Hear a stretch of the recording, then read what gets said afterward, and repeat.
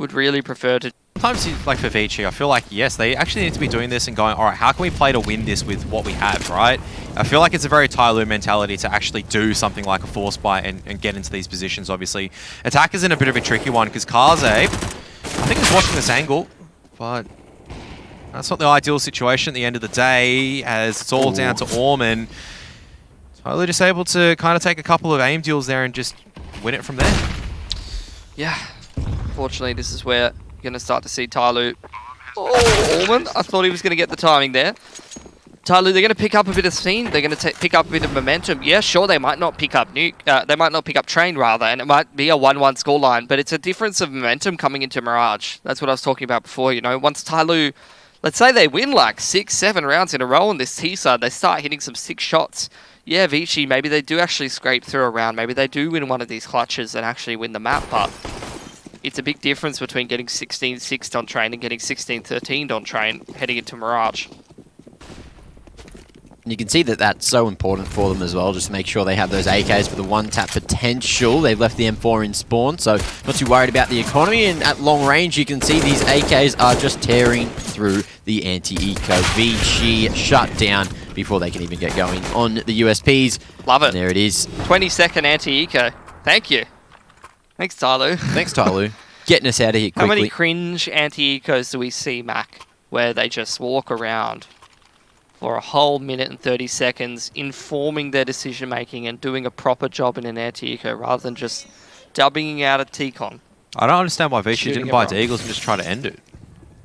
Force by their way into overtime? No, force buy the way into victory. That is a cringe mentality, thinking that you're going to lose because you force buy. Real mentality, it's like you can see Kaze, he's like, I can't afford an AWP, but that's okay. I've got some utility. I've got a scout to back the boys up. Of course. Straight out the T connector. Advent started off nicely from the top of green, but traded one back.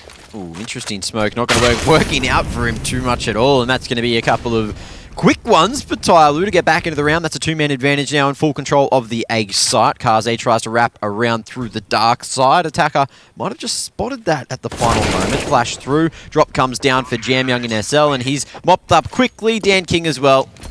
Just post perfectly. Goes toe-to-toe with the opposing AWPer. And there it is, 10 on the board. TYLOO just coming back into the game out of nowhere as soon as Vici hit 15. Yeah. I've seen this so often, I'm not even surprised. Neither. They got pistols now. They're going to take a save for another buy round, Mac. Ah, they are. Okay. Well, let's see if TYLOO deal with this one similarly by just rushing out us.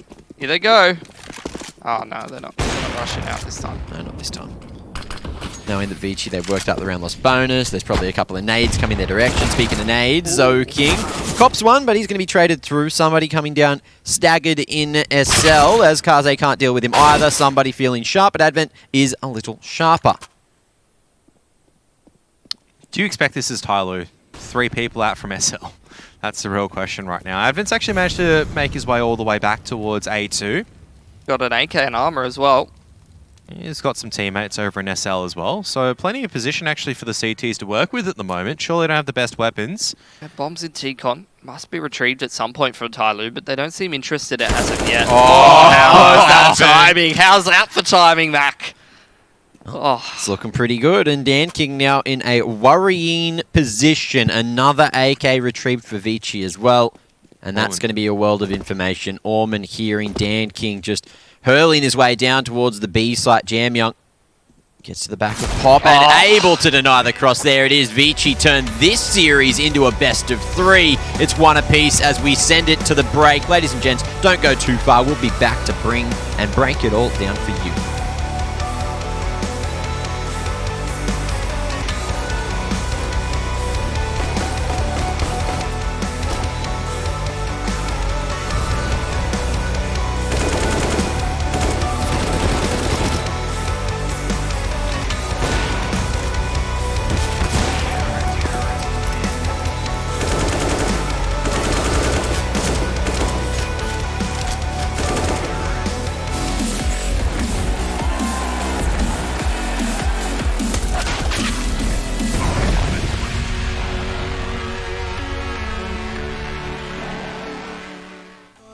your faces saying don't go.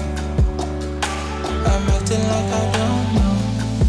Tell me if it's over, come a little closer. We should take our time to think this damn thing over. Should we grow closer? Should this be over? My heart for your mind, got me, we should start.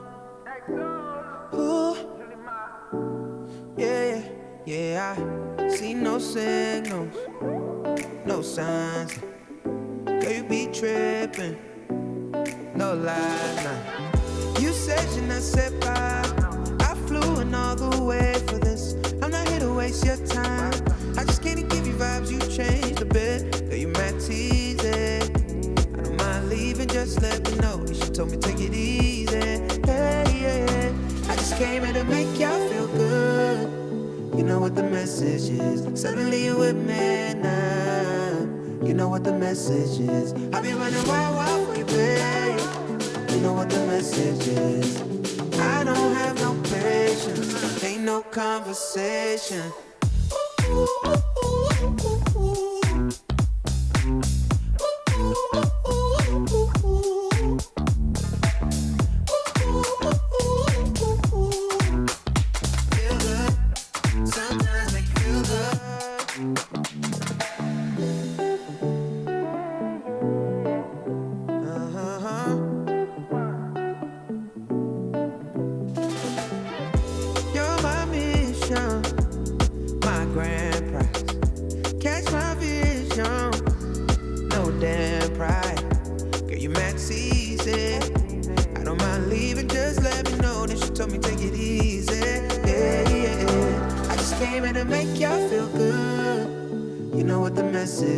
Suddenly you with me now.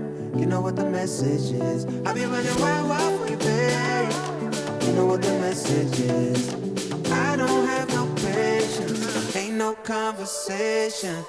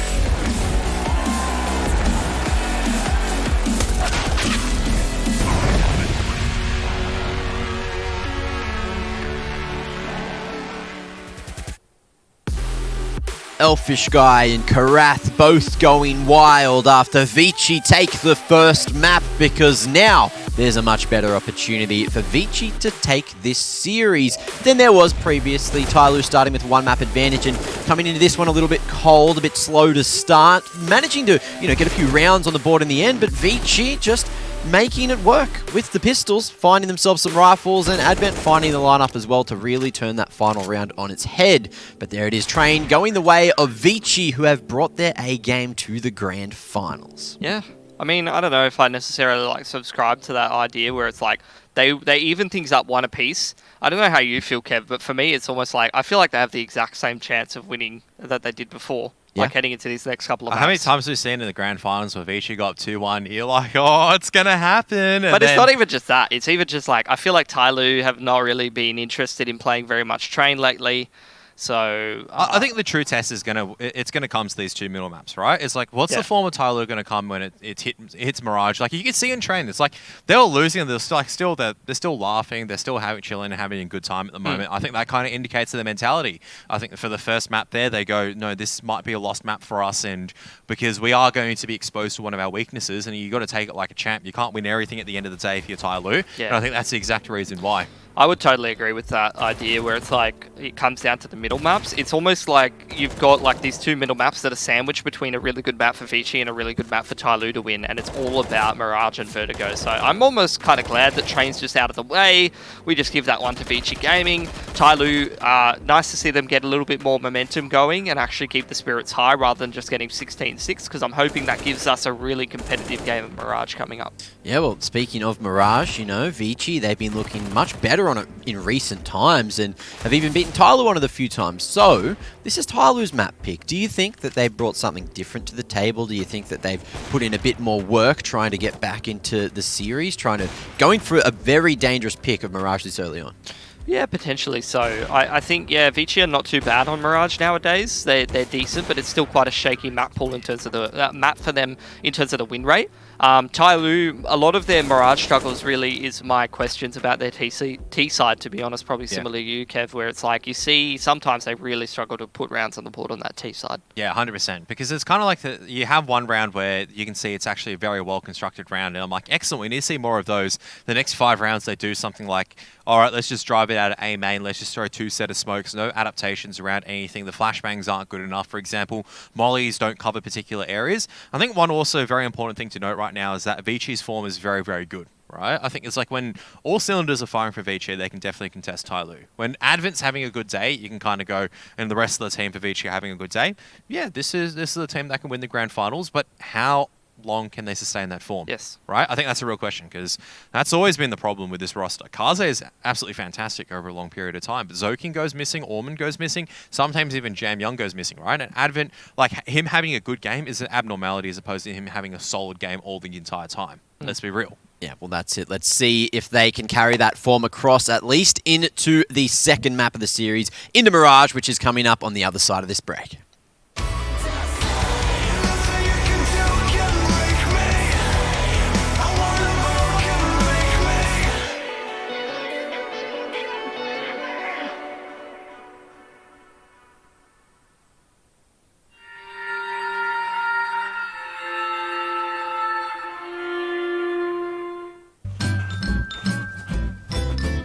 You ready? Huh? Hey, he's a good boy, huh? You ready? Huh?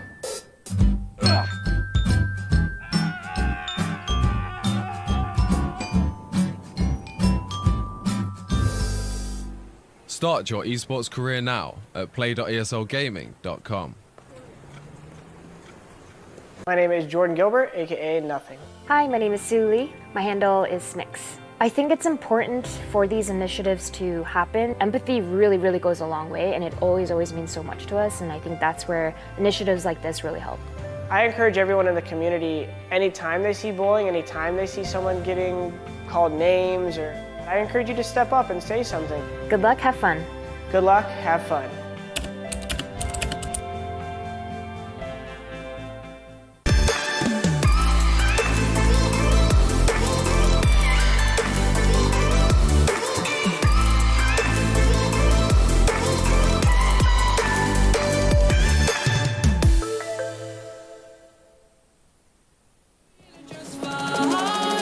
Just let it go. Gonna do it like this, gonna do it like that.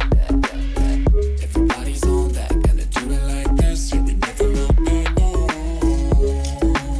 got the bodies on tap, put the body on it, get it cloudy on it.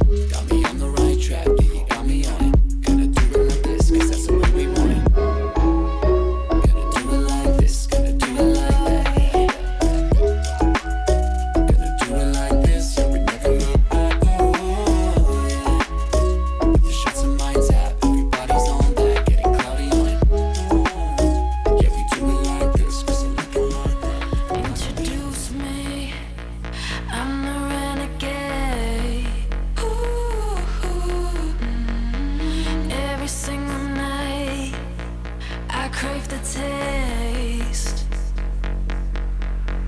It's still adrenaline, running through my game.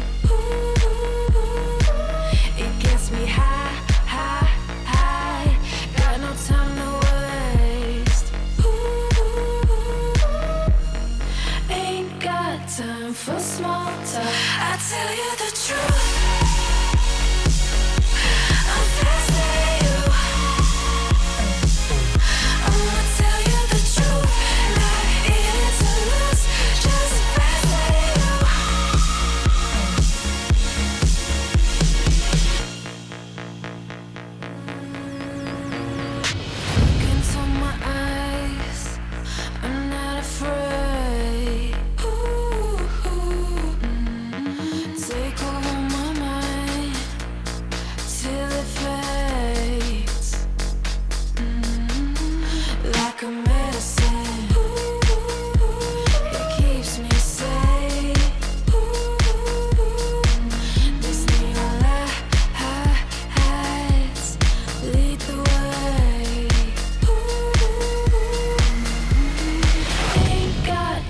for small talk. I tell you the truth. I'm faster you. I'ma tell you the truth. Not in it to lose, just faster you. Faster you. I tell you the truth. I'm faster you. I'ma tell you the truth. Not in it to lose, just faster you. I tell you the truth. Just faster than you.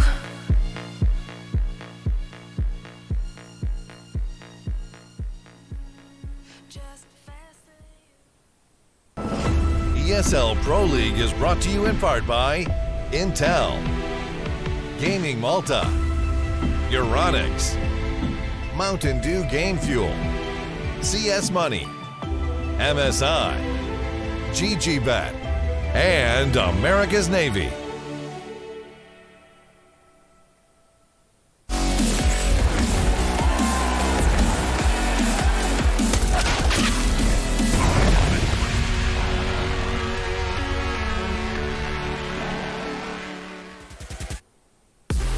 TYLOO again taking on Vici in a beautiful best-of-3 series from this point. And we're about to head to Mirage. It's a great place to see how these teams are playing today because Vici has had TYLOO's number a few times, but TYLOO looking sharp towards the end of train. So, boys, do you think it's going to come down to who's feeling better on the day, or do you think TYLOO have this no matter what? It comes down to these middle two maps, really. You talk about a best-of-3 series. We've got Mirage, Vertigo, and Overpass. Overpass is a map TYLOO has won 4 or 5 times in a row in this matchup. We've already been over it. Mirage is a map that it's hard to judge both of these teams' form on. So that's going to be a big defining thing. And Vertigo, very close map between both of these teams. You're not sure what you're going to get. And, it's been a map where Vici have actually fallen flat and failed to actually secure themselves a title. So, the meme storyline really would be Vici wins Mirage and then goes on to Vertigo and it's 14-14 and they lose. And then they lose. And then Somehow. And then they get 16-6 on Overpass because that's what's happened in a couple of times now. Similar sort of thing to that. No surprises. So, any surprises in Mirage, Kev? I'd be surprised if I saw an amazing game from both sides, to be honest. Like that's actually the amazing part if we see that today. Like you look back at every single time these two teams face off, right? It's always been really one-sided, or there's been something that's really shaky with their T side, and you just go, yeah, sure, Vici or TYLOO, they won that, but how much can you actually weigh it, right? It's kind of like the whole, when we saw Inferno between Order and Renegades. It's like, yeah, sure, Renegades won, but how much credence can you really give in? Because that's not the best Order that we've seen, right? Vertigo is a much better barometer. And the problem with Mirage every single time, one half always is kind of like the weaker half. We see Kaze go missing on Mirage so many times and Vici on the CT side. Normally that's the playground for the AWPer. And we've seen Kaze go missing before, right? We've seen these teams struggle against weaker teams in the region on Mirage. You can go, sure, Mirage is a very strong map on paper for a lot of Asian teams. I think that's no excuse for two teams which have played it a ton of times. I'll be real, the times they lost, they weren't counter-stratted, they just got outplayed. Right, and that's what I mean, is that I'll be amazed if both teams bring not only a great CT half, but also an amazing T half and actually go at each other. Because I don't think we've ever seen a match from Mirage where it's kind of like that. Well, look, you brought up a pretty solid point. Yesterday, Kaze, when he was hitting a lot of shots on Mirage against Invictus, it made Vici look like they were a very strong Mirage team. And then a lot of the other times as well, it's like Advent fragging up, which is, very uncharacteristic for the man and being the IGL. And it's just all over the place. You just don't know which you're going to get with this map. So depending on what the firepower's like, it should be pretty decent. But I'm liking what I'm seeing so far from Vici. You know what the saying is. Mirage is like a box of chocolates, especially in the Asian scene. You never know what you're really going to get. And that's kind of where we're kind of going at for these two teams, right? It's because it is very much a case of... It's a coin flip sometimes for me, because we can criticize Vici and they're still going to be winning it. We've criticized them before in the past when they picked it, and they still managed to win it with a 30% win rate. And TYLOO, when they picked it, they had a 90% win rate or something like that, and they've lost it since then a couple of times as well. And their T side, it says their strong side, but in reality, I feel like that's probably stats on against weaker teams that get bullied out by the firepower of TYLOO. When you verse a team that's actually structured like Vici Gaming, I would say that stat looks completely different. Maybe. I think, yeah, it's a worrying sort of argument that you're putting together, because if you want Vici Gaming to actually get across the line and win today, I think you're looking at this best of 3 that we've got coming up after taking the first 2 maps out of the equation, and you're saying to yourself, Vici Gaming, they need to put together a 2-0 here, and one of those maps is a bit of a coin flip. Both are a coin worrying. flip. Like, you I even don't look think at Vertigo's as much of a coin flip, to be honest. I But think, last time 14-14, right? yeah. That should not have been like a lost round. I let's feel be like real. a lot of the Vertigo games that I've seen for Vici Gaming, not just against TYLOO, but against other teams, have shown me that I like the way that they play. I like the style that they do, especially on the T side.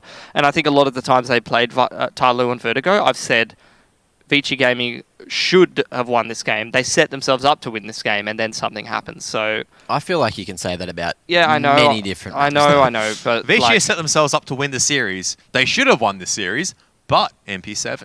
But that's why I'm saying that I feel more comfortable about Vertigo, because Mirage, you can't 100% say with full confidence that, they're going to win Mirage every time. But Vertigo, I actually feel confident saying Vici Gaming knows Vertigo well enough to get that win. Well, I think that there is one team that has enough confidence, and I think it's TYLOO, because no matter how far down they are, no matter how far behind they get, they always seem to make a comeback happen, except for on train just before. So To be fair, Danking's shirt was still on. Like, that's the whole thing, Yeah, right? Was it? Yeah, I think Danking's so. shirt was still Yeah, on. we went on Okay. the cams. He was actually wearing a black jumper or something like that. I'm not sure. I don't think he was wearing the same TYLOO. Limited edition jersey. TYLOO jersey. That'd Maybe. be quite nice. Yeah. Just like that TYLOO mouse that you could get, and like we couldn't get it when we were overseas.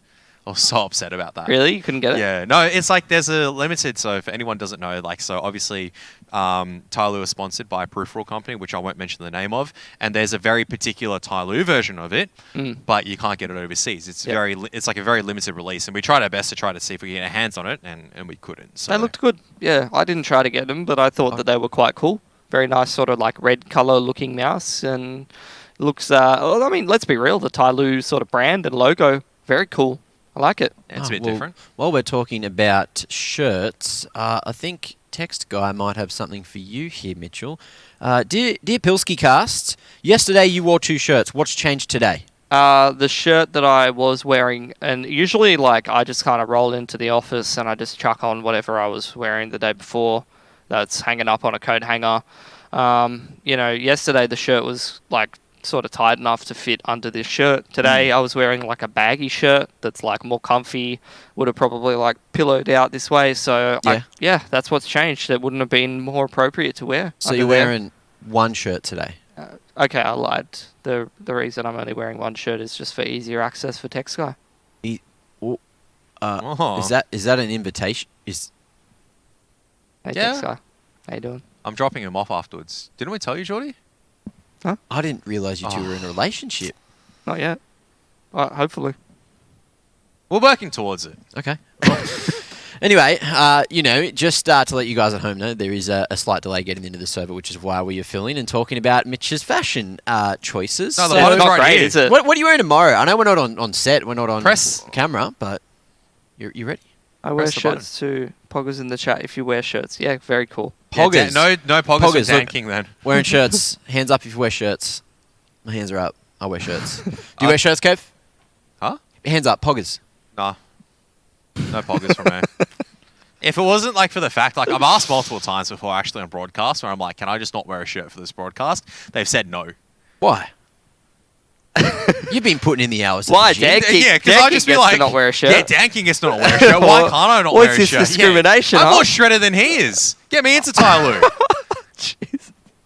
No, it was a little bit too. They You're cut really off me. They cut off me. Yeah, I was about to say that's a bit cheeky over there. Production in my ear said, "No, put the buttons back. Put the Just buttons do back." that. So all the way up. Look. Yeah, good so boy, I'm assuming good this boy. is kind of like the grand finals. There's always going to be a bit of a wait, obviously, between both sides between the connections to the server and everything. It's pretty funny how it works sometimes, in all honesty, because obviously they run it from a different client there, so they need to patch their way in through VPNs and whatnot. So we'll give them a bit of time to get things sorted out before they're back on the battlefield. Yeah, a lot of VPNs and weird issues a lot of the time in Asia. I mean, boggles my mind. Like 2 Chinese teams playing each other can't just get on a good server.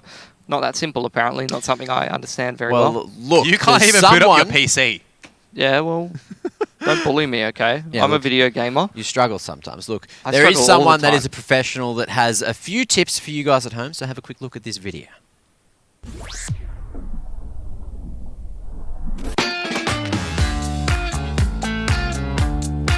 Hey Future Pros! Today I wanted to show you an old strat that fanatics still like to bring out from time to time. This execute is an alternative method to take the B side on Inferno, utilizing a wall of smokes. As with any great dish, executes, when you have the base locked down, you can start adding in other ingredients, grenades. To make this recipe, you will need 3 Future Pros, 3 smoke grenades, and some flashes. Future Pro number 1. You'll be throwing the close smoke for the wall of smokes. To throw the smoke, line up with the edge of this wall. Place your crosshair above the middle of the tree and right in the center of these 2 sets of wires. Then simply toss the smoke. Future Pro number 2. You'll be throwing the other smoke to complete the wall. To throw your smoke, get into this corner. Find this slight dip in the trees and aim ever so slightly above it. Then toss the smoke. Future Pro number 3. You'll be throwing the deep CT smoke along with a flash. To throw your smoke, get into the corner next to these barrels. Find the third wooden strut and place your crosshair in the dip above the tiles. Then toss your smoke.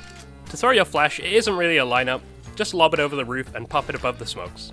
This should blind anyone on the site and also a player in CT. Now you have all the ingredients in place, it's time to think about your approach. The idea behind this strat is to cut off any site players and isolate the counter-terrorist player in CT spawn. Killing the CT player shouldn't be tough, unless you're playing against Scream.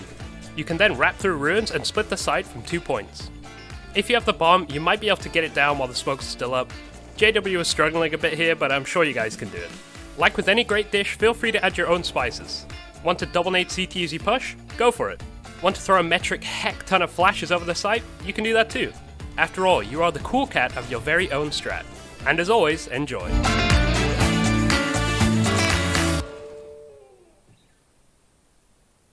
Thank you very much, professional observer, caster, player, and personality, Rushley, for all those beautiful tips. And We got now professional danger zone player. Professional danger zone player, professional air surfer, fastest man in the danger zone server.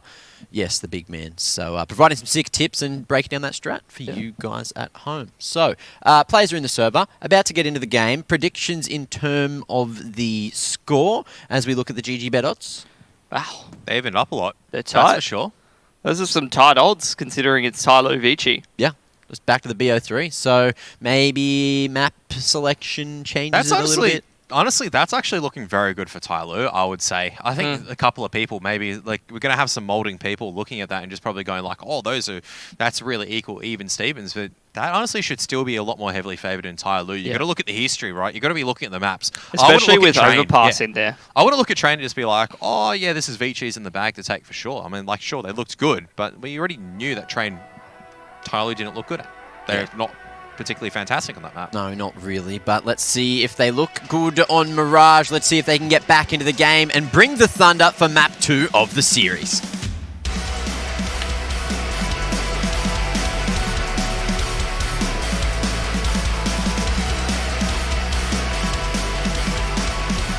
Never have I had more finger guns pointed at me by my co-casters than watching Vici gaming In play. my defense, all right, I'm nearly his age and I'm nearly the same nationality. As I say nearly, I am the same nationality, so I feel like I'm justified in terms of doing it. As the director's also joined in as well. We're finger gunning everyone over here. No dualies though. Don't say that. That's weird. You can't just finger gun everything. That's where you're wrong, kiddo. They're going to smoke into the B-bomb side here. Actually smoke onto middle side from TYLOO and flashes over the top as they try to cross through towards the market side. Duels going the way of TYLOO towards B, towards middle. And Young trying to actually fight 2 different angles simultaneously. And what the hell? The bomb's on the A-bomb side, Kev. Yep, doesn't get denied as TYLOO win the round just from taking aim deals all across the map. Deconstruct that one for me, Mitch. Damn. I don't even know what to say. Damn, Dan King. Yeah, just all TYLOO sprinting across the map, and Vici not going to be force buying in this one. Just going to be on the eco for now. So yeah, a bit of a delayed start, obviously, onto Mirage for now. Single flashbang for Advent to enable something. For somebody. Not somebody.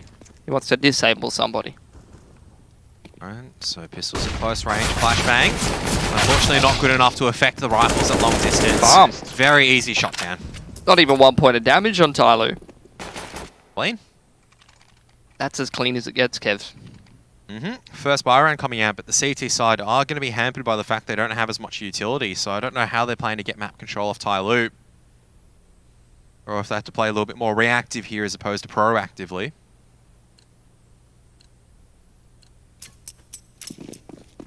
Foreman, I didn't think he was going to buy util for a sec, but there it goes. TYLOO. This is this T side we were worried about. Let's see if they're feeling solid on it today. Boost straight into ladder room for Orman. He's going to have somebody to deal with very early on. Never mind, Zoking's already taken him down from top con, but Danking's looking for the trade. All comes down to timing at the moment. Zoking on a bit of a very difficult angle to fight. Still comes out on top. Oh, no. Now finally there's a bit of a response coming out. And is Attacker going to be jumping over? Yes, he is. Straight in. Kaze managing to at least chip down the numbers from TYLOO. But now Attacker is really starting to wake up. Yeah, slowly's grabbed the bomb, but he's got Jamyoung hot on his heels on that flank. Kaze trying to find an angle from this jungle position, and slowly still needs to cross with the bomb, and he fortunately can't do it. Kaze punishes him, and Jamyoung coming in on the flank should be a freebie for him. Oh no. Attacker, he's surely been put too low to win this. I just try to buy as much time as possible. Maybe make the CTs. I was about to say, maybe make the CTs think he's rotating over to B, but Jamyoung, I think, may have spotted out a glimpse of something when transitioning in mid-air. Yep. So, Vici, one on the board. They get it done, yeah, but it is not without its costs, unfortunately. Do drop 3 of those guns, which is often kind of the breaking point on the CT side economy. Can't afford to be losing 3 weapons.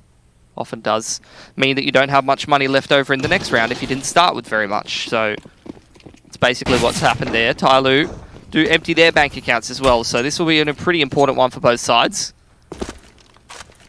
Straight into their execute. I feel like I've seen this one before. 15 seconds in. Straight into the execute. side. Just flashes out. They're just going. Just sending it, mate. Advent pushing forward. Don't know. Surely his traces were spotted out. You can see Attacker well aware of the danger of that smoke. Out comes the Molotov onto default as well. But as soon as the smoke does fade, actually smoke onto mid-site, Advent manages to fade away completely safely. This is like 4v5 on the A bomb side. An absolute brawl for control. TYLOO, they can't put the bomb down. Really struggling to cross. Now the flashbang towards jungle side. TYLOO, surely you don't try to put the bomb down. You can't cross there. Someone trades one back though. Boost has been spotted out as well. Slowly and steadily, actually. TYLOO actually chipping down, doing the damage. Kaze still alive. 2v3, but the HP definitely favouring TYLOO at this moment. It's Jamyoung trying to do his best to stay alive. Kaze on barely any HP. Can be flashed off the angles. Danking will be able to use that timing just to retrieve the package. But Kaze just so sharp with the A4. Man, so much confidence for Danking there. Must have known Kaze was low, but instead of just retrieving the bomb, maybe trying to put it down and get into the post plant, he chooses to charge towards connector with the bomb in hand. Either take the duel with Kaze at bottom con or reroute back towards that B site through jungle. Should Kaze have repositioned. Vici taking the lead now. See if they can build their economy up. It hasn't had much of a chance to do so just due to how close these last 2 rounds were. TYLOO just going straight out middle. Nice flashbang from Jamyoung to help Kaze out. Unfortunately, he's lost his line to knife to Danking. Yeah. Danking's just pretty much straight yeeted up there. Fast and the Furious gets rewarded for it. But now falling away to underpass means that there actually isn't a rifle retrievable B site, just being guarded by Jamyoung for now.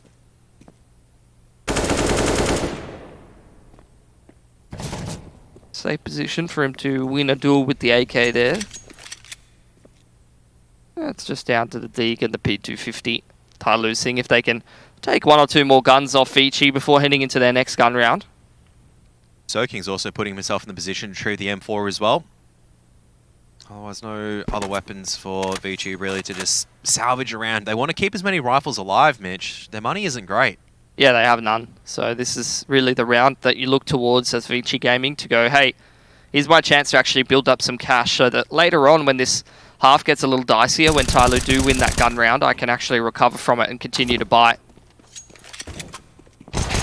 Oh, that's really the gun you didn't want to be losing to that P50. He's only 2 guns lost, not the worst thing in the world for Vici Gaming. So they will build up at least 1 player or 2 players worth of money. But as you said, that's a silenced M4 which you could have kept up, and that would have been 4 rifles at the end of the day, sure, for FAMAS, but now it's actually 2 rifles and a FAMAS kept over to the next one. So still forcing a reinvestment from at least one of the members from Vici, and for TYLOO here, out come the AKs, but not the full set of utility. Yeah, just 3 smokes, 3 flashes, or 3 smokes, 4 flashes rather. Can't run a default with this, you know.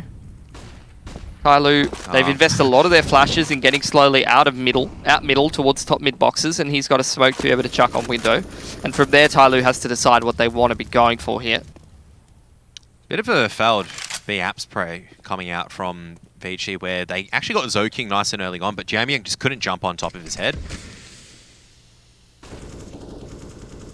Oh. Very standoffish approach from both teams. TYLOO looking to try to create an opening. Attacker and slowly working in tandem as the smoke goes to top con. They will look to get into some key positions towards the ladder and connector, as we do often see on Mirage. Zoking trying to isolate Attacker, pushing him and pulling him with the Molotov and the HE, and he actually refreshes that top con smoke.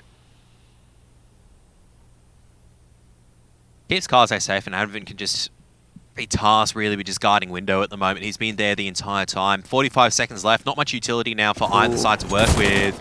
And then very shaky fight with slowly from ladder. Doesn't even do a single point of damage. You can see Zoking probably aware that Attacker is in this position, but just gets caught off by the timing and puts Kaze on an island. It's a good play from Attacker. Avoids the flash nicely. Plays with the timing. And he picks off Zoking. Couple of key duels going the way of Vici off the back of slowly an Attacker getting in ladder room and getting in connector, often key positions on Mirage. This controller's created space for TYLOO to get this bomb down for triple.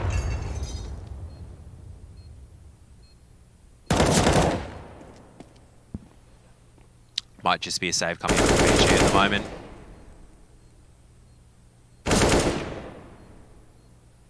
Orman just guarding that murder hole just to make sure one of his teammates can get out. You can see Jam Young just tasked with protecting short as well, just to make sure that no one from TYLOO can really just push in and have to hit a phenomenal shot to kind of make things work here. You can see slowly just waiting to see if he can punish any aggression right now, but otherwise he's going to get cleaned up. Pretty quick map so far. 3-3. Into round 7 we go. Pretty crazy affair. It's Vici, the economy not quite there. And Zoking will just go for the MP9. Too many close rounds, man. Too many close rounds. Oh, love tap into the back of Dan King as well. That's just motivation, man. Oh, A execute. Getting ready again, Kevin. I know you love this one. Oh, dunked. Big nade. Double stack underneath balcony. Oh, they're going to be expecting this. Well, surely now they do, but they still got to take away 2 players. The smoke comes out to buy a little bit more time.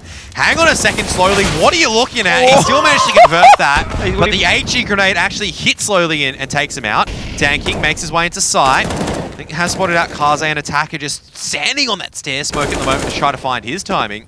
Oh my. 2v2. It's going to be Vici that actually takes that round. No bomb plant. I don't know why you're even criticizing slowly, man. He was 100%ing that round. He was clearing default and clearing under balk at the same time. Yeah, jump clearing as well. You know, very effective strategy, especially when you're first in. Yeah, haven't you seen Pro Call of Duty? That's how you do it. True. Jump, slide, something, do the twist. A little pre-strafe to give you a bit of extra launch as well. Yeah, cha-cha slide. Yep. One step to the left.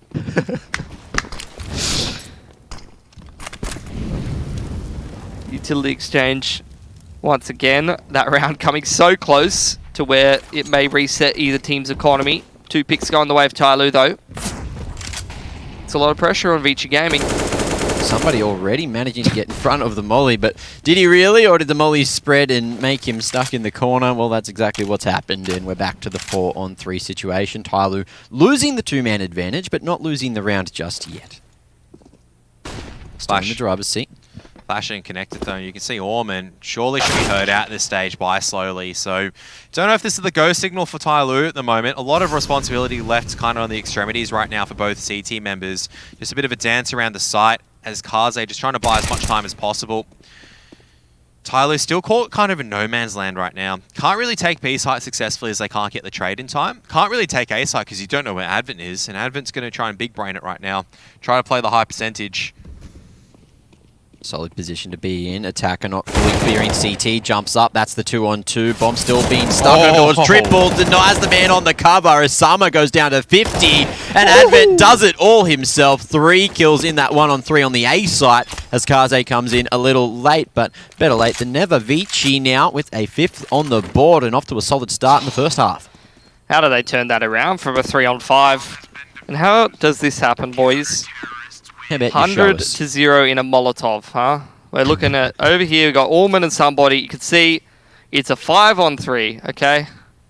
And you get the molly dumped in, and somebody, he tries to be a bit cheeky. He tries to hide in what he thinks is a smoke that he'll be fine in, but everything was not fine. No. Everything was very not fine. You're able to touch that back a little bit there. Like, can you rewind it just before he goes down to the Molotov? I've got something like a good description, right? The timeline's a bit iffy, Kevin. You're asking for a lot here. Okay. That's all right. So here we are. So this is where somebody's pushing up, and this is where it's about to get mollied, right? Yeah. All right. So now you can wind it forward, and you can play. All right. Stop. So you may be wondering how I got into the position. This is me. Maybe wondering how I got here. That's exactly what happened. Okay. And then he died. Beautiful. Beautiful. Now, into round 9 we go. Can't believe from there at that 3-on-5, TYLOO somehow couldn't close it. And when somebody has had enough of B apartments, that's when they sent Dan King in to run through the Molotov as well. And he has been dealt with pretty effectively. Asama has crab walked his way out to Tetris, just trying to figure out the puzzle, but it's a solid crossfire between Zoking and Advent here from jungle to under Balk. There's no util to force him out, but it's going to be Kaze swinging. Only good for a single before the trade comes through, and that Deagle from Summer looking deadly. Somebody unable to get full control of jungle, but Zoking down to 51 will try to flash his way back out. However, it's just going to be a bit of jiggle going on. TYLOO try to dominate jungle as Zoking continues to fight. Has to go for the reload as Slowly can't deal with him, and Zoking looks so good with the M4 in his hands. That was a very shaky round, honestly, from Vici, where I'm just like, I'm looking at Advent just going... Yep, he was a hero in the last round, and then he was not the hero in that round. Kaze was just like transitioning. I'm like, excellent, everything's all good. And then 2T swinging him. He's just like, what the hell? You just said that A-Ramp was clear. Toxic. Toxic teammates. Purple, what are you doing? Purple. Onto the AWP now for Dan King. As TYLOO. Man, if they had won that 5-on-3, things would be a little different now. But they haven't. AWP on AWP gives a little bit of a different dynamic to this round. Slowly, as well as Attacker, as usual, poking around near the bottom of Connector. And as usual, TYLOO, not a whole lot of access to utility at this point in the round. Slowly just tries to jump up into window. It's gone very poorly for him. Attacker's going to try and walk up Connector and make something happen. And usually when these two don't have the strike rate going, it's quite hard for TYLOO to find rounds. And that was the perfect timing. Attacker attacks perfectly. Well, gets some jungle control, but he loses it to Advent, who has managed to deal with him from under Balk.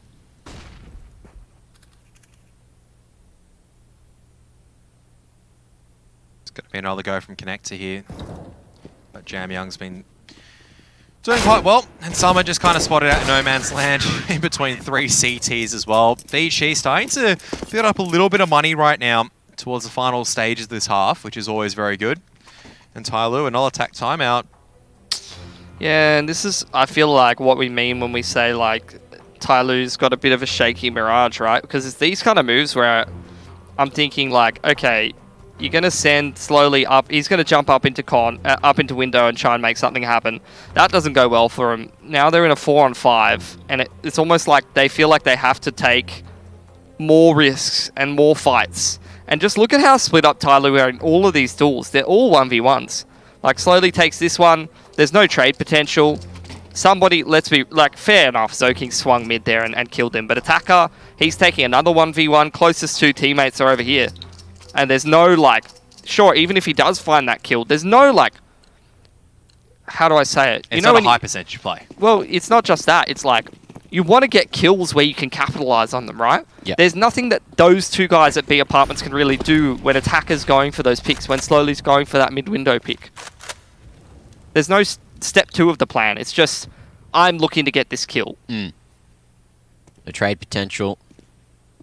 Very much the question of where to from here. Advent jiggling out to drop the molly in the perfect position. We'll split up the troops from TYLOO, who don't check Sandwich at all. It's Zoking shoulder to shoulder with, who was that? Dan King. How has this happened? Zoking just stands there, and he can only find one from that situation. Now it is going to be the CTs trying to go for the retake as the Attacker just dances around the smoke. At default spotted. Flank comes through. Advent with another, and somebody now again in between. All the CTs will be mopped up, and Vici come out with 4 from that situation. Didn't think that was going to happen, but it did. Both players are so blind coming to Sandwich. The T just doesn't spot the CT, and the CT doesn't look right after the flashbang. 4-3. Yeah. He looked right at him, though. He was just moderately blind. Yeah. Moderately? He was fully flashed. Yeah. It looks more forgiving on the spectator POV than it is for the player. That's why it looks a bit weird, champ. Oh, they're just pushing straight out through A again. They're extinguishing the molly and pushing straight forward. But Advent is going to put a stop at least to one arm of that attack for now. Ooh, okay, so Protocol, you've got sight. You've got an even amount of players in the server. The jungle smoke's not the greatest, and Attacker will just run through it and get another kill. So TYLOO, element of surprise is always there. Vici caught napping, nade into a decent position. Even though they had the sight for so long, we are going to see the bomb run back to the other side of the map. Oh, that's a shot from Dan King. Well, what is going on? Orman, he's got the kill on a Dan King, and now they know where the final player is. So, Attacker, proactive approach through underpass to Apartments. Not going to cut off any rotations from jungle, which he had. Kev, can I just ask you something? Why is a guy called Bazai just literally just pushing through a smoke like that? Yeah, exactly my question as well. It wasn't even my question, but we do know that he is the University Entrance Examination King, so... Exactly. What? It's one of his alternate IDs. Yeah. Attacker.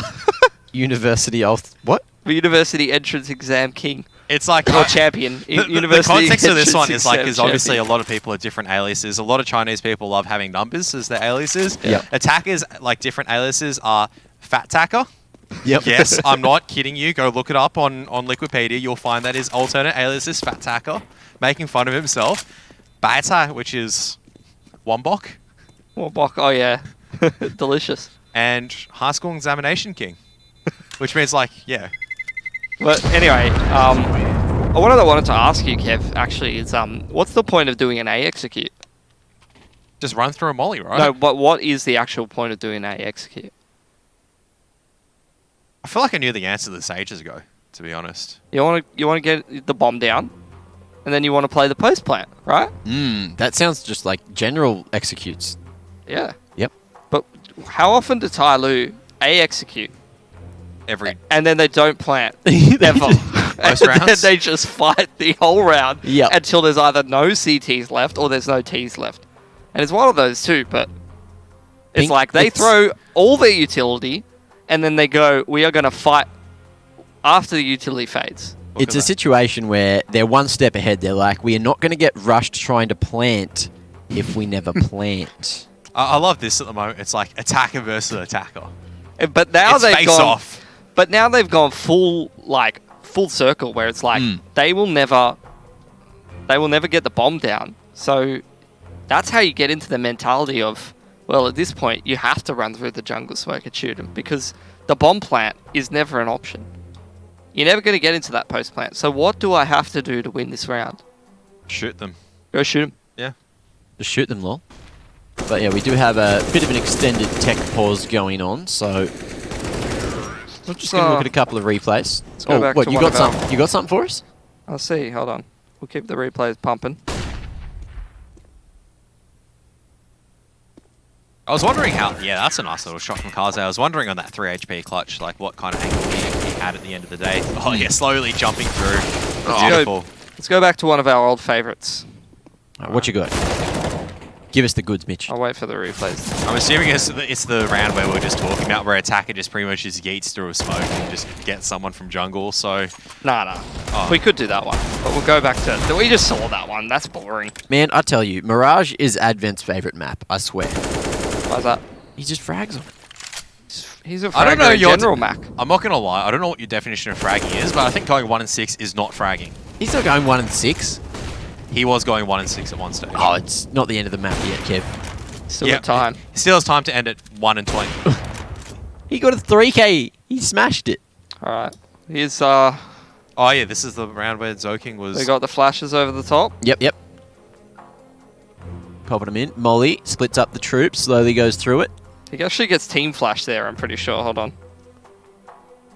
Alright, let's watch again. Alright. Is it you, Advent? That's a molly. Yep. Then that's a flashbang. Yeah, it doesn't go deep enough. I love Skybox so much. He's got full white. Who is it? Name and shame. It was Advent. It's Advent. Yeah. Oh no. Yeah, look, I will Shame. flash you. If you can't see them, they can't see you. Why, He's not Advent? wrong. Tell me why you did it. Why have you done this? I mean, at the end of the day, they still won the round. Zoking was able to get a kill. Let's see how many people run past him. So, I think, It was two people ran past him. Somebody pieced it. By the way. Somebody's in connector. Oh, no, that's me. He came from mid. Oh, he did too. Right. Okay, well. Great job for him to get there. Could have helped the boys out a bit more, somebody. Imagine if he slips through that smoke.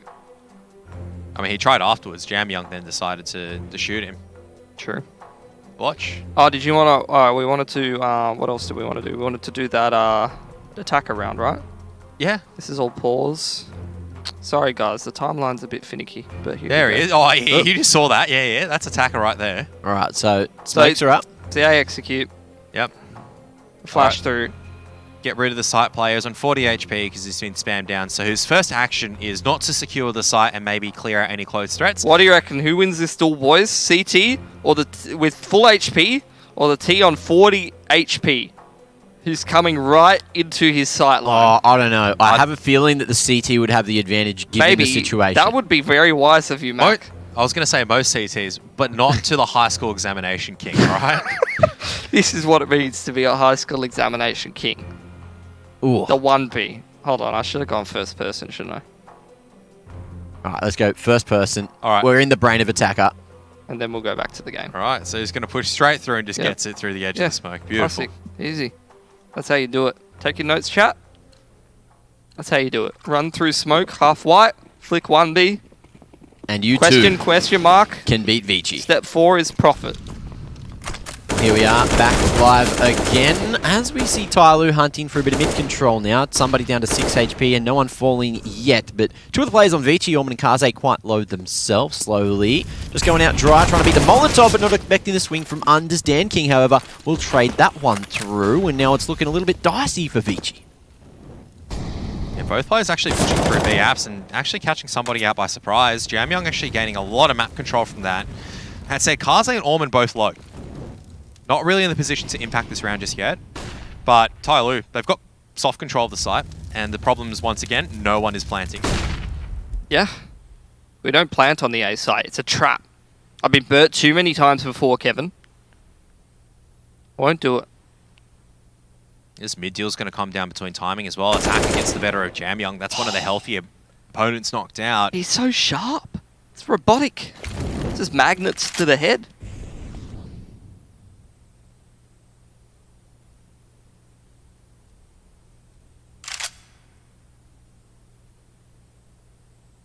Alright, we're still waiting to see where the bomb's going to be going at this moment. Dan King's just been sitting here, not dropping any utility. Should hear Advent just jump spotting right now. They're just waiting for Attacker to do something. Dan King has not been spotted out still. Surely. Oh my god. He's actually outbrained Advent. No. He's outbrained Advent, who's full HP. Oh, that's beautiful. There you have it. Attacker cleans up the round as well. So TYLOO just waiting. No such thing as a bomb plant over here in Mirage Central right now. He'll crab walk all the way into CT before he'll put that bomb down. Before he even think about tapping it. Did he come out from Firebox, or did he go over the top? No, he just crab walked around Firebox, around the edge. Oh. Advent, no need for a tactical timeout there, mate. You just got crab walked on. Yep. Advent calls the timeout. Oh, says, do the first person. Where was the hole in the defense? First person? I was jump peeking. He never came out. Where was the hole in the defense? Let's attack. Look how long he's Yeah, there we are. Yeah. All right, here we go. All right, do your best Mission Impossible music here, Mac. Dun dun dun dun dun dun dun dun dun dun.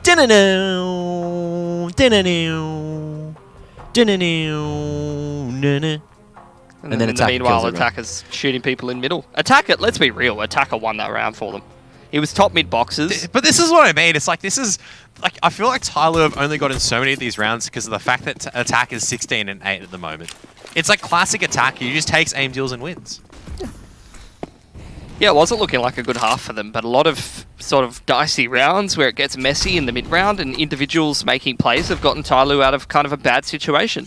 I will say, I think Vici has looked, in terms of the decision making, and most of the individuals, although not necessarily in the individual play, mostly the decision making, I would say, has kind of looked like the better team.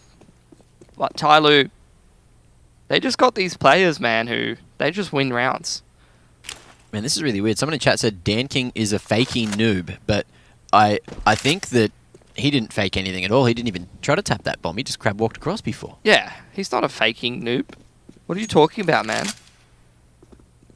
Crazy chatters He sometimes. didn't try to fake plant once. No. Or Advent would have known he was there. Anyway, Cars 8 gazing across to Cat, and he's missed that one. That was a free leg at least, as speed up into ladder, slowly get some position, and the flash over con allows the B-split to start to come through. Orman not able to deal with it. Jam Young goes down as well, and the split is perfect. Vici already on the save for the final round of the half. Now that was a beautiful round of Mirage. You love to see that. They take the connector control. They've been running a lot of slower defaults. They get Attacker in that connector position. And then they split B with the connector and window smoke. So from the CT perspective, they're looking at it and they go, okay, they took mid control. But what they don't know is that they're getting short splitted. And Orman, you could see, like, he wasn't even ready for that short split to come out. He was fumbling around with his nades. They had no info, Vici Gaming. We got the golden rule. Don't fumble your nades, gun out. Ready to fight. It's the hunt from TYLOO. Great flashbang, good little damage. That spray from Attacker as well, absolutely great. That's York being denied. Yeah, they really didn't want to lose those guns. That is quite costly heading into this last round. Only Zoking get to hold on to his AK. And that's a half that should not have really been close. What were we at? Hold on. Well, like 8-2 or something like that. 8-3, weren't we? Yeah, I think 8-3 Vici Gaming. We're at. Yep. Long way from there now. TYLOO, very nice comeback from them. They force it. Yeah, they have to. It's the last round of the half. Some individual plays from TYLOO, some really good rounds as well. Full palace control. Zoking's pushed all the way in there. Where's the rotations from Vici? They're still sitting on this A bomb site when they've got palace control. Jam Leong left by himself. Orman reinforcement in terms of a deagle. Molotov will buy a little bit more rotation time. It's going to smoke into apps. TYLOO doesn't respect it. They're going in.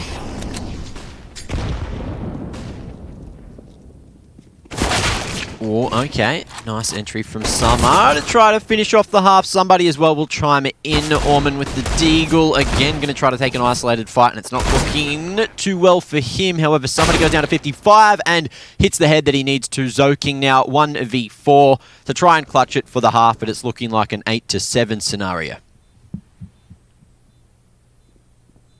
Rolling up, Dan King looking to kind of get involved as well.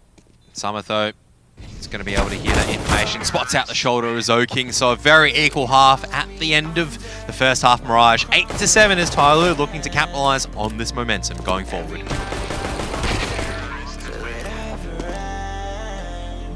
Sometimes I can barely breathe, dear. Sometimes I don't wanna be here. Sometimes I don't wanna be here.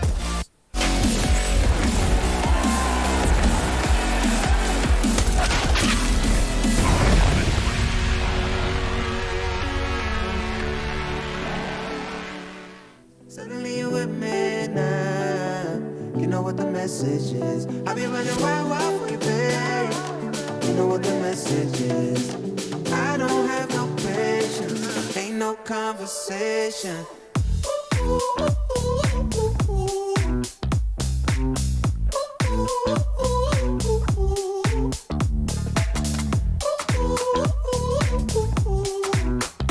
Feel good. Sometimes make you feel good. I just wanna talk, but you don't wanna listen. Tryna go far, but you got mixed feelings. So I'm finished. I'm on my way. Then you tell me you need it. Back in my space. Hey, yeah. How could I lie? Just to be cold. Wanna be honest. You should know. I just came here to make y'all feel good. You know what the message is. Suddenly you're with me now. You know what the message is. I be running wild for you, babe. You know what the message is. I don't have no patience. Ain't no conversation.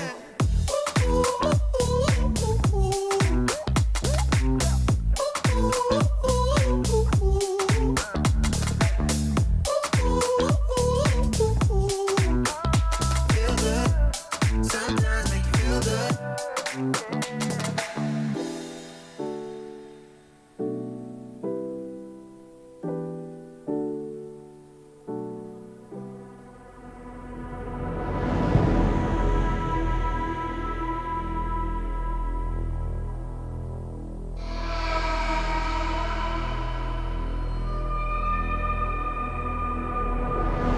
I fell apart when I saw you look at me that way.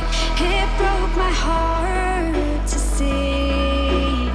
It was a moment of darkness, a moment in time that I regret for being so heartless.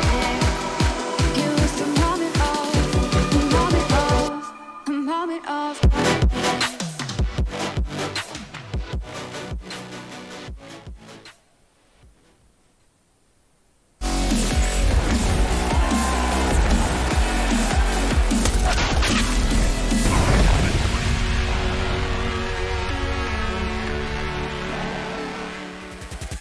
It is a very close affair at the half, and as we head into the second, Vici lead by 1, but TYLOO now on that CT side. Let's see if they can stay structured and shut down Vici as they head on to the T side. Now, this is where we were worried about Vici earlier, is their T side, their structure, their ability to get these rounds up against the firepower of TYLOO.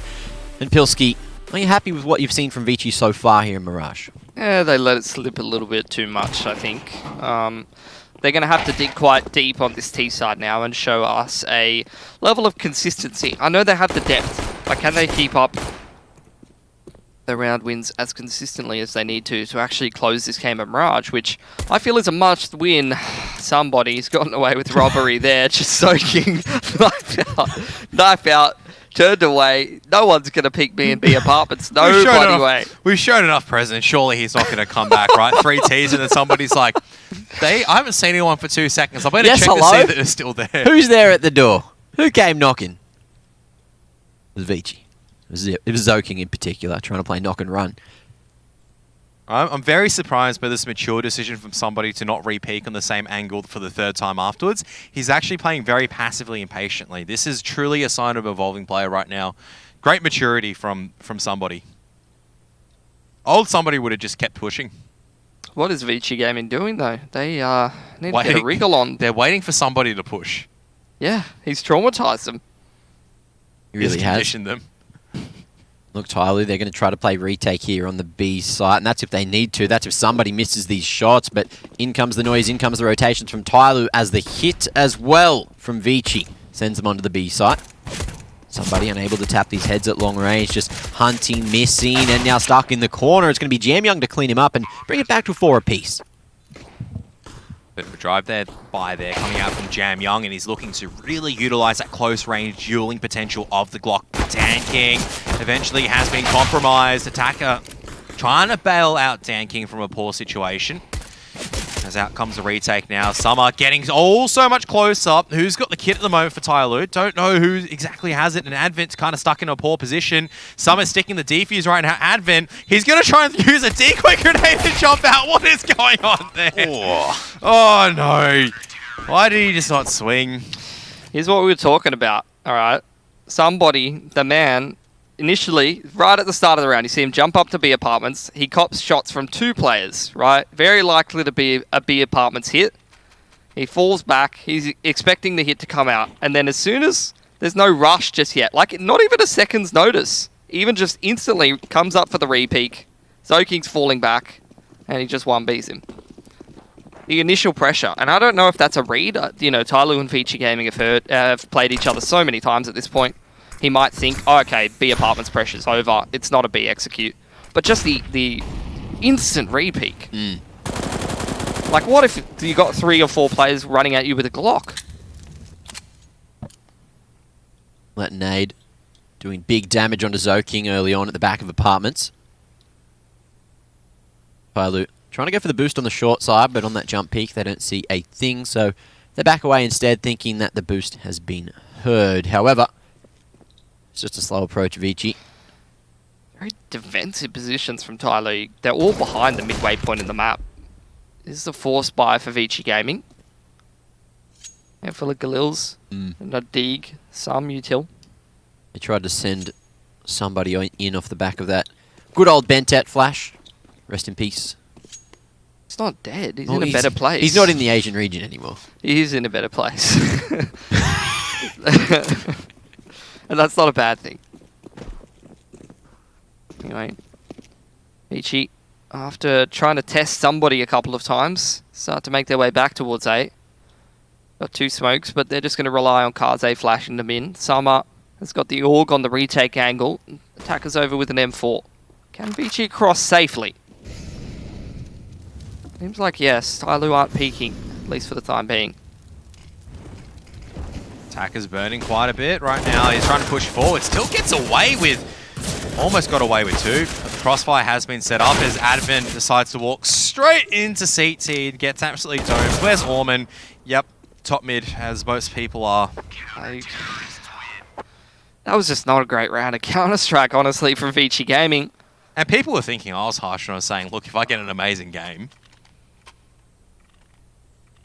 What was that round? Yeah, why is Orman top mid on 16 HP? I get you setting up for the post plant, but Abbott wasn't even setting up for the post plant. He just walked straight to plant at CT. Look, it's a high pressure scenario, so mistakes are forced out. They smoked Connector, and they fought jungle, and then they planted CT side of triple with no cover there. True. Bit of an oversight, some would say. Well, Attacker just farming up at mid, nade towards the top and clears out unders as well as the rest of Vici try to hurl their way out of Palace. Wow. But Summer's there to stop them with Attacker putting his hand in the mix for a 3rd. You love an Eco's floor, Mac. Look at that. You're not getting excited? Oh, yeah. I also love it when Attacker's on 24 and 10 as well. Yeah. Yep. That's what I was saying earlier. This guy has been playing so sick lately, and then I remember, like, you know, what was it? Was it last year? End of last year? This guy was on the bench for TYLOO. the amount of times Just got hungry again. I've seen pistol rounds won by both these teams and in the Oceanic region as well, it's always a time to get excited when a team wins an anti-eco. Okay, gotcha. Well, slowly is going to be waiting for a counter flash to come through, but it never does. An attacker now trying to fight from underpass. It's another 1-for-1, so Vici will be in the lead and still trying to hold control of middle. High flash to try and send Kaze out. How do you close the 4-on-3 here? TYLOO, you can see they're being reasonably active, giving up the sights, wanting to pressure towards middle, and the push comes towards top middle from none other than the man himself. He could be the difference maker if he finds the correct timing. Oh no, I remember 2018. Oh, it's happening again. He's pushed up. This is SK Gaming. He's doing it against... He's doing it against Got to win Vici them the game. Dan King also watching B-Apps. Tagging one down, helped out by somebody who's now managed to make his way back to the B site as well, retrieving the AK. Well, crazy round, and Vici have now trying to get this bomb planted over towards the B site. Bomb still down and almost stopped again by the scout of Dan King, who's looking for the wallbang. Gonna have to connect, but it's going to be Summer to do so with the AUG now swinging wide. Jam Young thought that he could maybe trade, but the body tag followed up by the finish from Summer was a little bit too strong, and it's 2k on the retake from Summer and 11 now on the board for TYLOO. But that bomb's gone down again, and with the round loss bonus, Vici should be able to buy up again. Money's starting to look pretty good for TYLOO, though. That's the scary thing. That's just another round where, like, Vici have a man advantage and the push comes out from TYLOO, and you know that the push will come out, but you don't know when or where.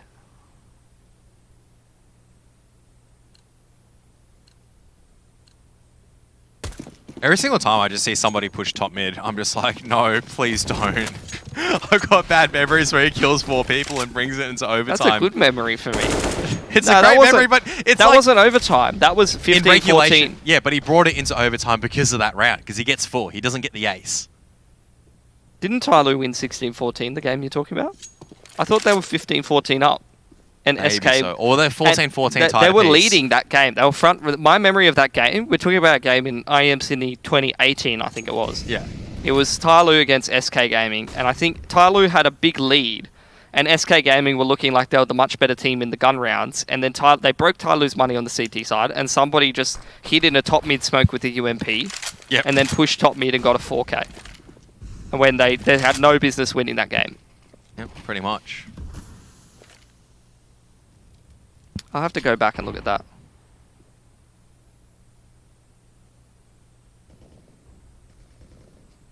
Just relive those memories. Let's see where Vici go from here. No contact in the round so far, and we're at the 40-second mark. Another long one. TYLOO aggressive approach on the A site, playing from default and on top of balcony. It was OT, you're right, Kev. Flash up short, slowly dodges it, and is able to take the head straight off of Advent now as Vici try to go for the A split. Smoke partially in the way, but it looks like it's barely missed the mark. Orman, however, able to snag a headshot. Zoking can't get the transfer to land, and it's up to Kaze to win it, but it's TYLOO holding strong on the A site. Too many men there to defend, and that's going to be 12 on the board now to finish round 20. I'm pretty confident here, and just I'm going to call it for TYLOO's map victory or Mirage over here. They're just looking a little bit too dominant, and for Vici, they're taking a little bit too much time to kind of probe around these areas, and TYLOO, just defensively wise, are standing up pretty strong, especially on attacker and summer in this A site. It's indomitable. They need to start heading over to B. So it looks like we both remember the play, but I was correct, hey Mitch? Yeah. Pushes up, sits in that smoke, UMP, grabs an AK-47, continues the killing spree. As Vici, well, it's 2020 now, near the end of it as well. It's Vici looking to set up just for an ace execute on the back of these pistols. See if they can get some damage done. That's the name of the game for them. To think we were at 8-3 at one point. What a turnaround for TYLOO. Similar to that Renegades order game earlier. Wow, Summer really shutting this one down, playing retake CT with that M4, covering off by attacker, by Dan King. And they haven't heard Orman? They have heard Orman. just making his way across the stairs and trying to have a bit more impact, just looking to tap heads left, right and centre, but not expecting the two-man setup at the crawl space, and that's going to be, what, 10 in a row now for TYLOO, who are looking to close out map 3 as quickly as they possibly can. I say map 3, it's technically map 2, but the map advantage means it's map 3, so, you know, what are we going to call it? Map 3? I believe it's map 3. Yeah, we'll call it map 3. Beautiful. Doesn't matter what you want to call it, Mac. We'll just call it a beautiful series. How about we just call it Mirage? Everybody wins. How about I just call it a nice evening with my best friends? Well, call it a night. Not just yet a night. We still have a couple of maps here to go. TYLOO need one more after this to take the victory, and Vici need to fight back. I've kind of written off Vici at the moment on this T side. I mean, they're just defaulting back to this A side execute, and this is what I mean. It's like every single time they're struggling, they'll always come back to this execute. Out they come. No smokes this time. Yeah, going for a much more dry approach. Molly over towards CT, but this is going to allow TYLOO to continue fighting. Dan King drawing a whole lot of attention, but deals with the Pal player as Zoking opens up onto Summer at jungle. Dan King unable to get the no-scope, and that's a man advantage for Vici and a chance at a 9th round to stop TYLOO before they get ahead of themselves, but another 2 quick ones turns the round on its head, and TYLOO now have the man advantage. Yep, Attacker's also got the flank as well. Got the kill at T-spawn.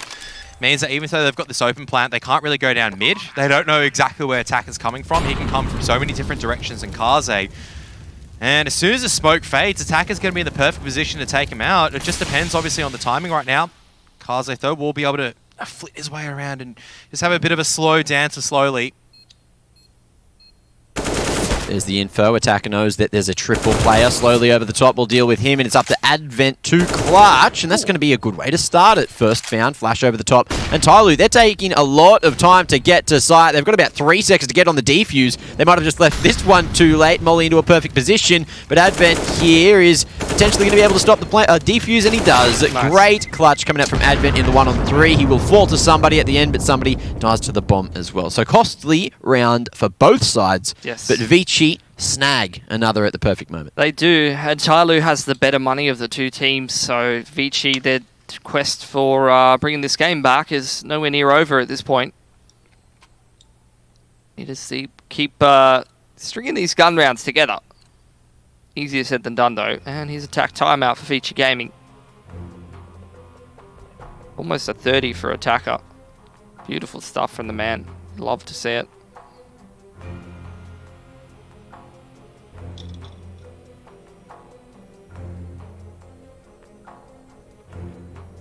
Yep, 30 for Attacker, 20 for Summer.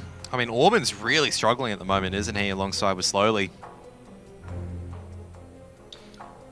Kind of the Vici inconsistency factor sometimes. You'll have Orman, or maybe it'll be Zoking.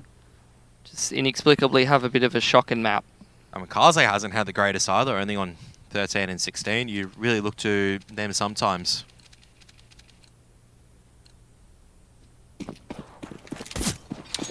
Well, let's see if Vici can keep Mirage competitive. In my mind, it's a must-win for them if they're going to have any chance of taking this grand final. And they are well and truly on the back foot here.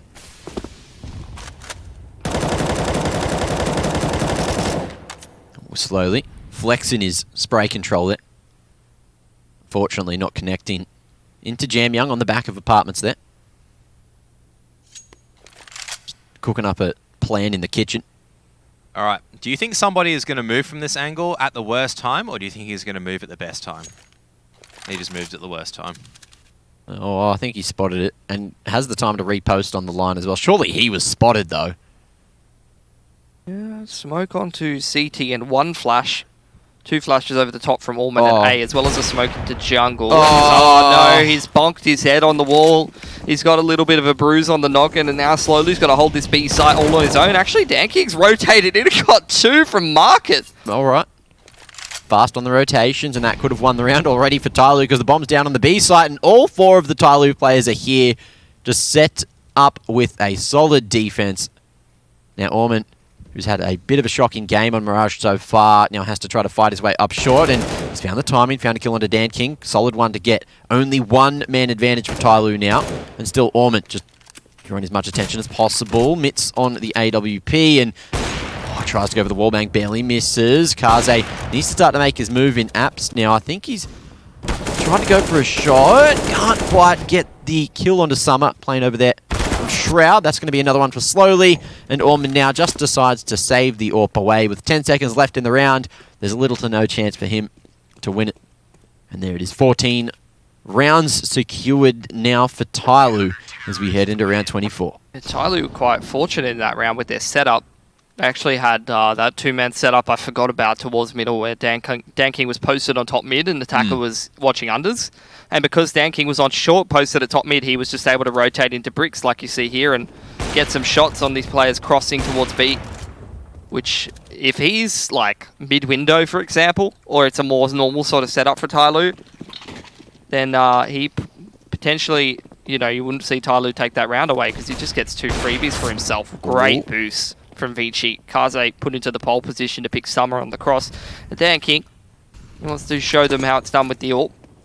He just re-aggresses. That's just a playbook out of somebody's book right there. He's doing his classic. I remember watching him do this earlier in the tournament on Nuke where about 10 seconds into the round he just starts pushing the opponent's spawn. I think Jam Young's onto it though. Punishes him. Now it's 2-man advantage for Vici Gaming. They've got 2 AWPs and 3 pistols. Handful of util. And somebody's now pushing up. 2 wrongs make a right, didn't you know, Kev? And normally you get spotted here and you're like, oh, maybe I should back out. He just keeps pushing and gets punished for it. Who is to push next? I'm going to go for... Attacker? Slowly? Well, this kind of round is what Vici's been set up for essentially all game. Just holding the back of Vaps, holding A-man, and just waiting for this aggression to come through. But it's only happened when TYLOO's a man down, so getting that pick has allowed them to get back into the game, and TYLOO take the gamble over towards the B site, and it looks like it's just going to be the save. So Vici should be able to send their way to double digits in the 2v5.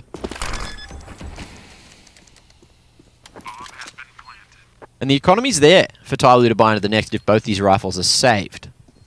So it is quite important for them both to stay alive. Vici as well. Not really looking to hunt on the back of these pistols, but taking 2 AWPs through, it's not actually the best. It's not the best way forward. Back just wanted to give me a high five. Don't know why. Why was that? Why did we do a high five? Just raises the spirits, you know. Yeah. Positivity. Crisp high five for the Woo! boys. Is that like when CS teams high five each other when they've lost a round? Yeah. Do you remember Tux at LAN, at the ANZ Champs LAN? I remember him being there. I think it was like the last one. Oh, wait, you guys know, because you guys were working from the studio. I went in on the second day, and even when they were losing the rounds, Tux was like, woo! Just hyping up the boys, and it was just the weirdest thing to see, because both sides would be cheering. Yeah, we're all just having fun. That's what it's here for, right? All about the mental.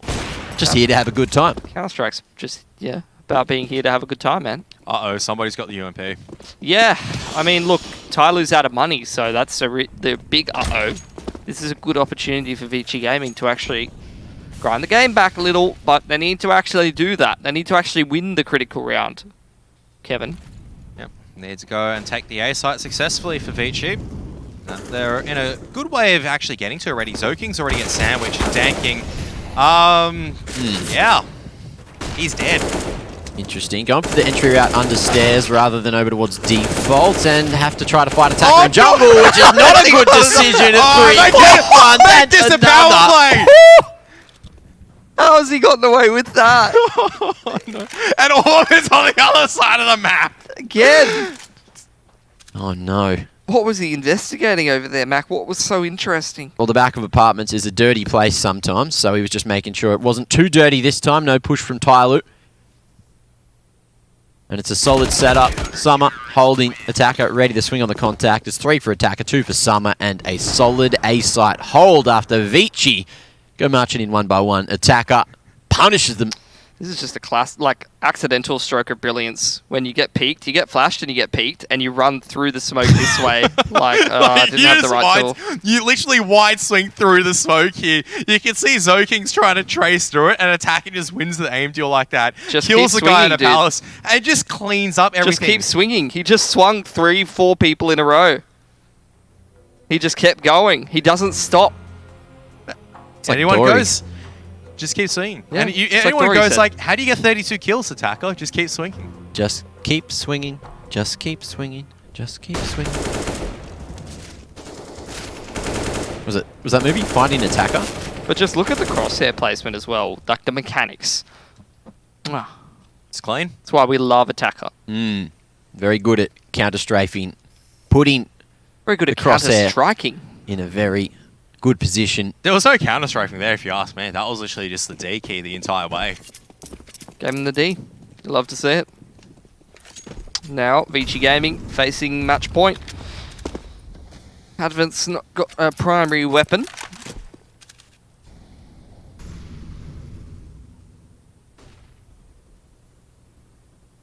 Advent heavy reliance on the thin piece of wood to cover him if a push comes in towards A main.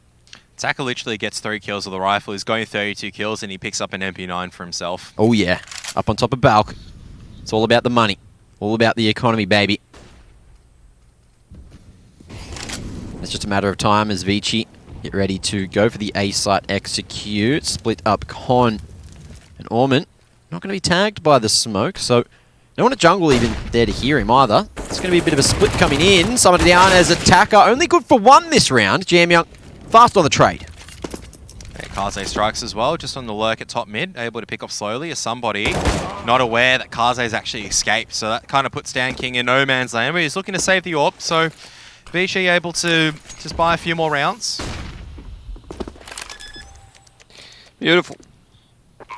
Good shot down for Vici Gaming. Hopefully Advent can go pick himself up a primary weapon. And, you know, this kind of puts TYLOO's economy in a state of flux. But even if they do drop a few rounds, they will still get some more buy rounds together. They'll force next one. Maybe. I don't know if it's a force.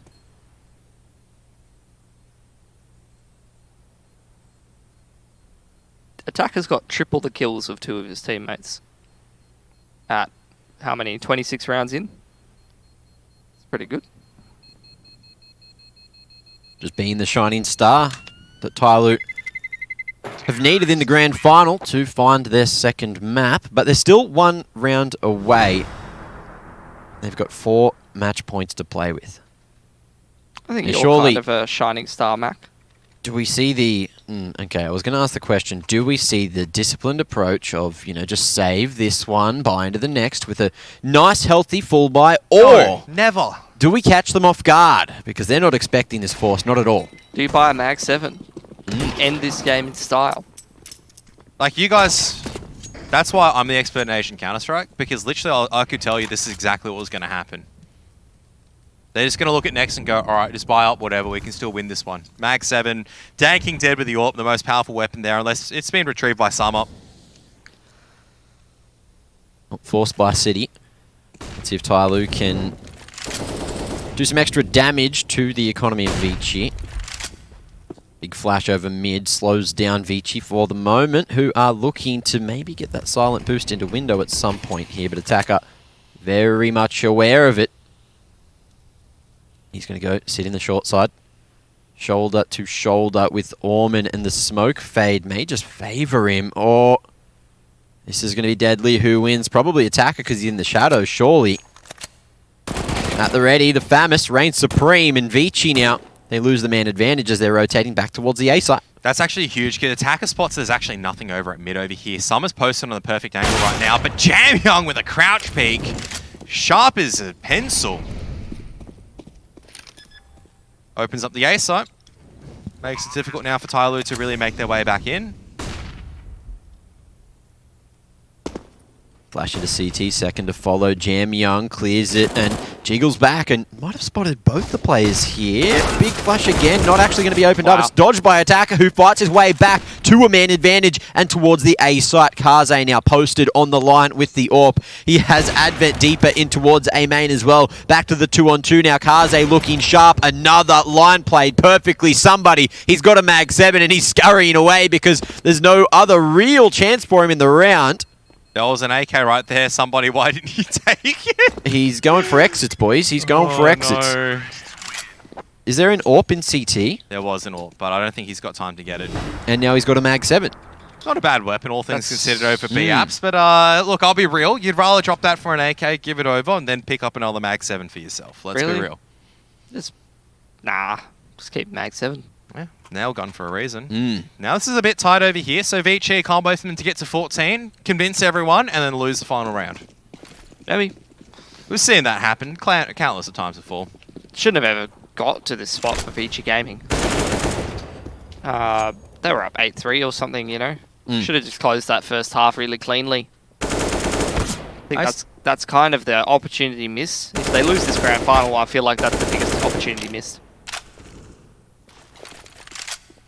Doing pretty well to shut down this round though, so no complaints right now from me.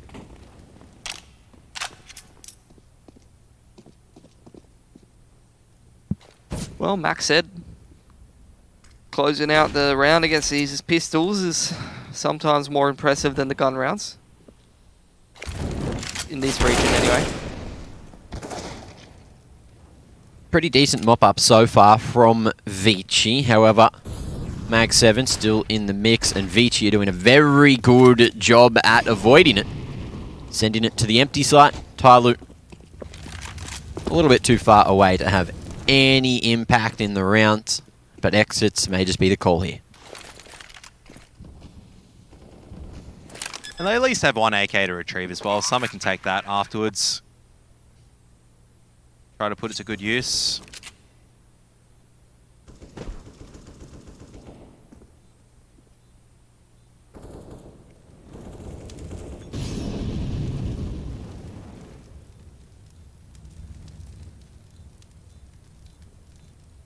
(13 to 15). Vici slowly and steadily bringing this back. Just 2 more. And we can see some Vici TYLOO overtime. On a map we love overtime on, Mirage of all places. Who would have thought we'd end up here? Love an overtime Mirage game. Oh yeah.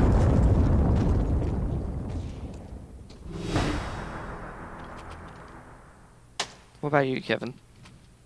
It's my favourite map. Mirage? Yeah. It's actually my favourite map because I have the most excuses of playing like an absolute idiot and have an excuse for saying I'm trying to get map control. Die pushing mid. Oh, I was trying to get mid control for your leader. Make an info play, dude. Yep. Die taking B app's default control. Learn that from somebody. If the best person in terms of B app's control by being random stands in a molly and dies, I can do it as well. Stroke of genius is one way to put it. As we head into round 29, we're almost all the way to the end of regulation. And TYLOO have a much better buy this time to try to get over the line. Somebody's kept the Mag 7. Still got the Mag 7. Oh. I told you. He's a man with a plan. You were like, he didn't pick up the AK? What do you mean? No, I was expecting him to give it to his teammate, then buy another Mag 7. Why? Mag 7's You could always a good just gun. give them a Mag 7. No. You don't. That's the hallmark of being a bad teammate. A good teammate sacks his own economy for the betterment of others. Out comes the A-side execute here. Great use of the molly under balcony. They know the Summer's here, and he's going to be fighting on the edge of the smoke. 1-for-1 so far. Advent Norman, good job to open up the site. 3 kills, and that will give them the man advantage. But for how long? Jam Young, only one little Harry Potter to be playing with here. Slowly tried to go through the smoke and still maintains that position at the bench. Just wants to try to edge forward. Speaking of, you've got somebody and slowly running straight through the smokes there. Slowly, not aware of Jam Young hiding in the corner at Ticket. And Vici take us all the way to the end of regulation. What do you do when you see this boy come through the smoke like this? What do you do? Missed a few shots. Bit disappointing, to be honest. Yeah, but that wasn't the problem with that play. I see no problem with that play. He just didn't hit his shot. Didn't hit his shot. Just aim better. If he jumped through, got that shot, turned around, killed the other person, we wouldn't be having this discussion right now. It's so easy. Just shoot them low. That's it. Last round of the half. Last round of regulation. Where's this game going? Overtime or into the next map? Slow approach from Vici Gaming against a double AWP. And there's an MP7 for Summer, so this round's done. We've seen the MP7 factor. No, he won't. He won't. No, he won't. No way. Well, attacker on the road to 40 in regulation. Still a chance. Execute is not too bad against double AWP, actually. Particularly with the utility that TYLOO has. They don't have a whole lot of utility for this retake. They don't have a kit for the retake. So if Vici actually has a successful A execute here and they get the bomb down, this could be quite a hard round for TYLOO to win. The flashes are good, but it doesn't stop Dan King from getting one kill. He tries to go a bit greedy, push through the smoke, and he gets punished for it. And now the bomb plant will be established behind Triple. Interesting decision. And now with that CT player falling, it's going to allow the easy plant at Triple. No one there to stop him, but a whole lot of bullets being shot towards Triple now.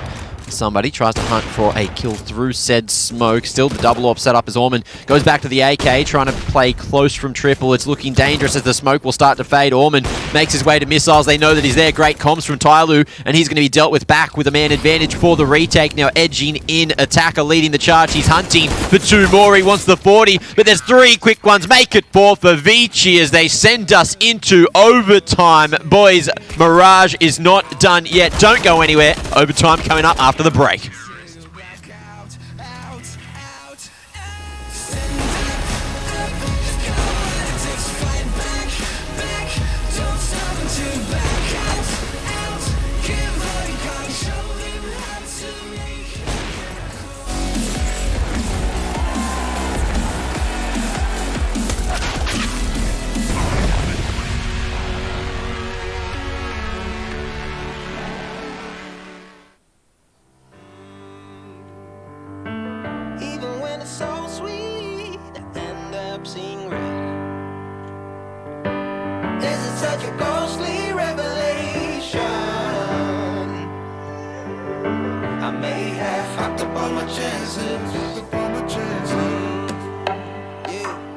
Sleeping on the floor again. We never sleeping on the floor again. For the ones who didn't make it out, for the ones that didn't see the light, for the ones that never cared, never gave a thought, found no happiness in that brand new car or the house you bought. I see you talking about the love you lost, and it was gone like way before you ever thought it was. Yeah, I took my time, no quick ones, quick run, quick guys to get back there. Hot roads, I didn't think I'd come back fast, cause I was running road so many nations. Even when it's so sweet, I end up seeing red. This is such a ghostly revelation. I may have fucked up all my chances. Fucked up all my chances. I was running.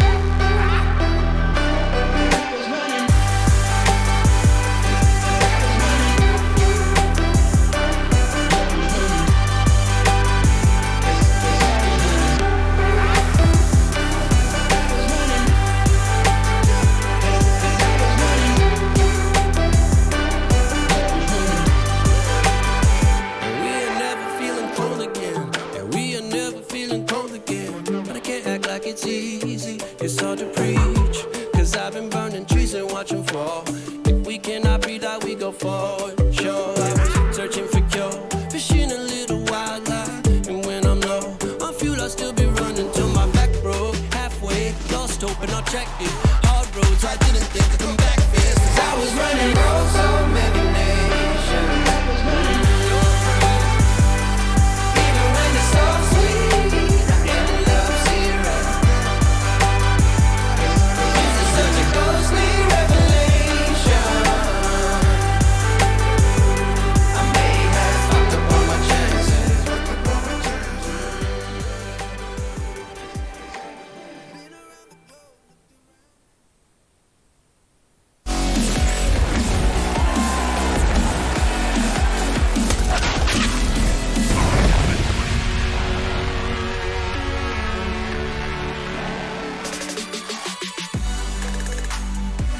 Time for a bit more Mirage as we send it into overtime in map number 3 of the series. Let's see if Vici have fought for the comeback for nothing, or if they can convert this into another round, another map.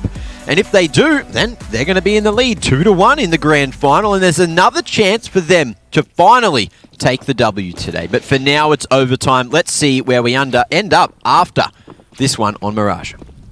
Yeah. Both teams have the money to really fight for this game, and this is a critical map in this series in my mind. As TYLOO, like I said, I feel like they've got Overpass in the bag, so Vici's going to win the grand final here. I think they have to go Mirage, Vertigo back-to-back. See if they can do it.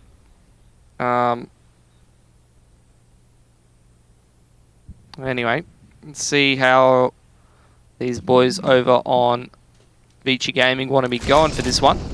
Towards B. Seems like they want to hit. Well, it's the same as what we saw in regulation early on, looking to punish any over-aggression over in that B side of the map. But over towards A, we've got Jamyoung here, just ready and waiting. But still no push from TYLOO. The double setup, both sandwich and close towards a main. Yeah. Looking pretty deadly. Yeah, it would be quite good against an A play, but it is just going to be a 1-3-1 for Vici. They smoke into window, they smoke onto top con. Try to grab some key positions. So they slip up connector. I think they're just going to go for this play towards jungle side. Big nade.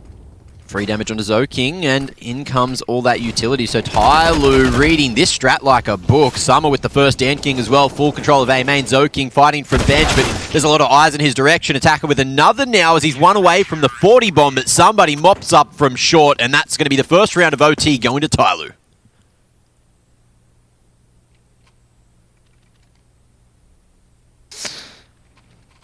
That's going to put a little bit more pressure on Vici Gaming. They're going to go in for another buy here. Double AWP for TYLOO. Really cranking away on that CT side.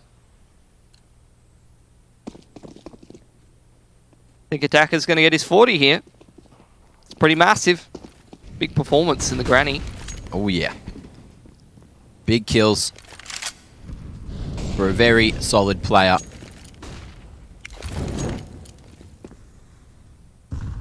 And what do we got from TYLOO? Again with the same setup on the A site. This time Dan King hunting for something early on, but doesn't get too overzealous. Advent in a solid position to counter an aggressive play towards this A main position. Smoke towards the top of con, and this time Vici doing a similar strategy, but also sending more towards A main and PAL. In comes the rest of the utility. But TYLOO, they're not going to have Summer over towards CT this time. Dan King gets one attacker down from Sandwich, and Dan King unable to get more than the single. Summer still fighting from jungle. Doubles down to keep it even at a 2-2 situation. Bomb's being left towards A main as Kaze denies the rotation. Now it's all up to Slowly in this 1-on-2 to try to clutch it through. Spotted the shows coming up short there from Kaze as he makes his way into ladder all the way up short, actually. Able to make sure no one is making their way over towards that B site. Big, long rotation from Jamyoung as well. 2 flashes, 1 molly to play with. But still 20 seconds. There's the information. And Vici, they're still going to go in this direction. Not hightailing their way out of there. Slowly reroutes back over to jungle. Expecting maybe Vici have decided to go back to A. No. He is mistaken. Now up short he will go. It's a matter of timing. Let's see if he can catch Kaze out in the open, but he's made enough noise. No, Kaze very focused on market, and that should be the freebie. At 16 HP, it's going to be very hard. Jamyoung playing the timing game. Over towards Van Pillar here, dancing around. Using all the sound of Slowly's footsteps to clutch out the round. Beautiful timing on the peak. Secures it. And finds a 16th for Vici, keeping us tight. But who will take the lead as we head into the half of overtime? Not sure yet. That round got very, very tight towards the end. Yes, it did. I think Vici kind of need this T side lead, right? They were much more solid on the CT side, at least towards the earlier parts of it. If they can actually bring that form, then maybe they can close here.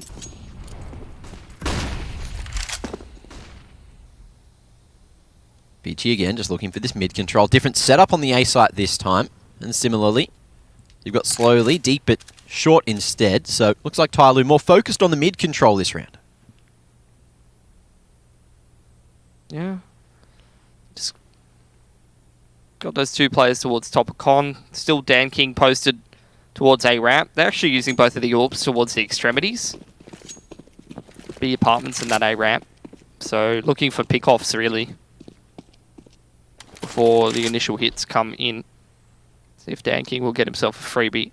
As it looks like Vici is sizing up this A hit. Got Summer on the org posted towards Palace as well. He's been so solid at getting his first pick towards a main, though, and he'll do it again. That's the man advantage, but he's going to have to dance back away and misses the flick, given another opportunity, but still not dealt with, and somehow gets another attacker dealt with. And we're back to the 3-on-3. Kaze, 3 HP to try and help out, take the site. Summer still playing around that edge of the smoke right now. As soon as it fades, though, he's going to be in potentially a bit of trouble there, as Jamyoung's been really picking things up towards the latter stages of this game. Though the smokes have faded, CTs have smokes to play with, limited HP as well. So he's going to drop that smoke. He's going to be spotted out from stairs. And Advent, he's got the bomb flashbang as well. Only a few seconds to work with. Out comes the flash a little bit too deep, but Kaze's got the cover. Somebody has been able to get the pick. The bomb's now out in the open. And somebody pushing forward to stairs at the moment. He's really given a good crack right now. As somebody closes up with the 5-7. A really frantic end towards the end. But TYLOO come out better in that CT half. Vici really just dropped him the ball there. Literally just made a tweet where it's like a throwback to a couple of years ago where somebody is just robbing rounds on Mirage. And here we are, years later, he's still doing it. Still getting away with absolute BS. Double AWP on the T side in OT here. Being juggled around. Let's see if they can dominate mid. Vici, 2 players invested in this position, 2 towards A, and a Jamyoung solo towards that B side. Dropping util early, by the way.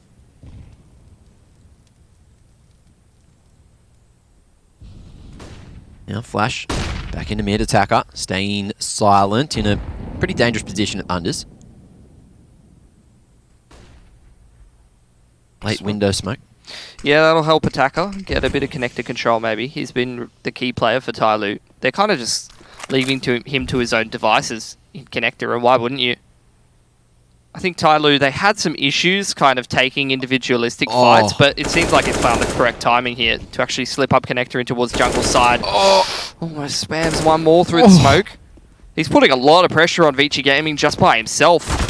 And Orman's had to go out towards unders, late push through unders from Summer, not going to be spotted either, so this is going to be some easy picks for TYLOO with now a 2-man advantage to try to close out the round, but Zoking still some control here towards Tetris. TYLOO, they're fully aware that he has to be somewhere, but it's a matter of when he's going to strike, and it looks like that time is now. Somebody barely surviving, and the attacker comes in to mop up the scraps.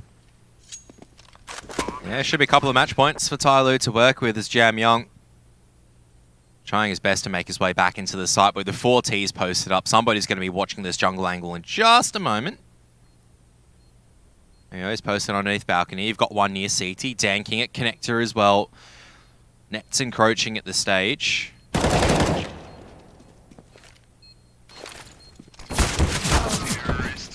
Got match point for TYLOO. Oh boy. Well, Vici before they were actually able to fight back when TYLOO did secure themselves a match point previously, so let's see if they can continue to do that. And that was on the T side, so theoretically their CT side's been pretty strong lately, and this is where they need to come back, and now is the time to do it.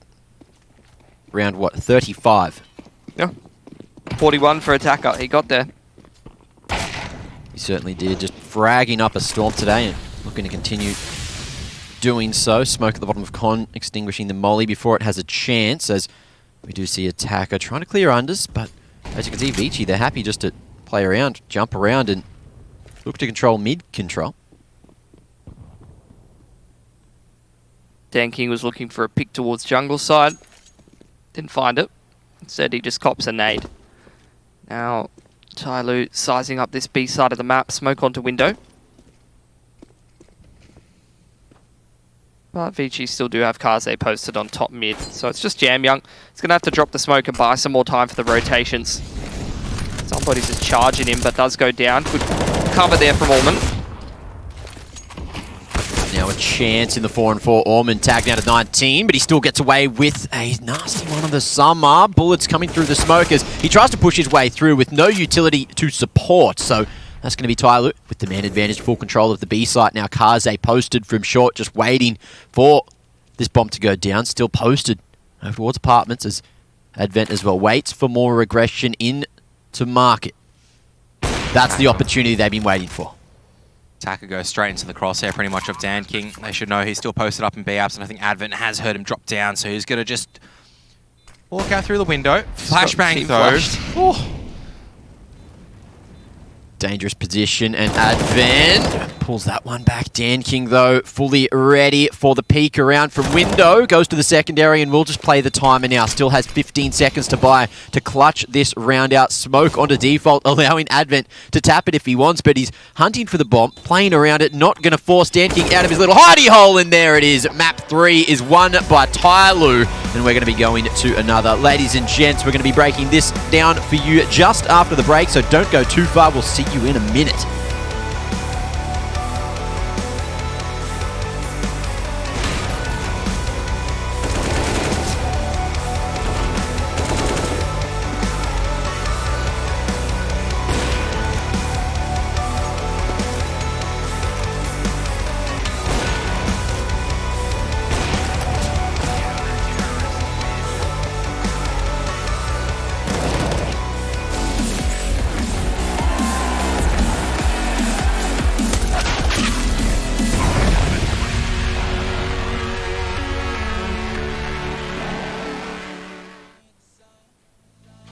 Tell me if it's over, come a little closer. We should take our time to think this damn thing over. Should we grow closer? Should this be over? My heart for your mind, probably we should start over.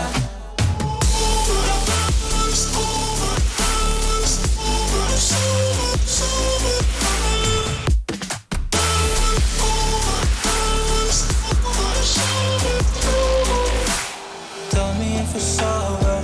Am I your lover? Are we going solo? Or is it polo? Her face is saying don't go. I'm acting like I don't know. Whisper my name. Say what you want, show me your thoughts. I do the same. My breath on your neck while I slowly caress. Feelings in gray. It's still the same. Tell me if it's over, come a little closer. We should take our time to think this damn thing over. Should we grow closer? Should this be over? My heart for your mind, probably we should start over.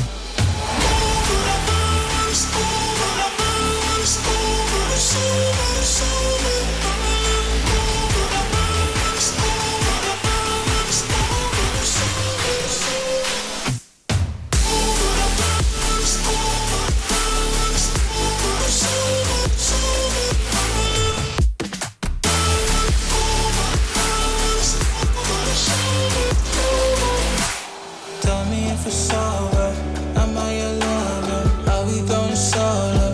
Or is it polo? Her face is saying don't go. I'm acting like I don't know. Tell me if it's over, come a little closer. We should take our time to think this damn thing over. Should we grow closer? Should this be over? My heart for your mind, probably we should start. Ooh. Yeah, I see no signals, no signs. Girl, you be tripping, no lie, nah. You said you're not set by. I flew in all the way for this. I'm not here to waste your time. I just can't give you vibes, you changed a bit. Girl, you mad teasing. I don't mind leaving, just let me know. She told me take it easy. Hey, yeah. I just came here to make y'all feel good. You know what the message is. Suddenly you're with me now. You know what the message is. I've been running wild for you, babe. You know what the message is. I don't have no patience. Ain't no conversation.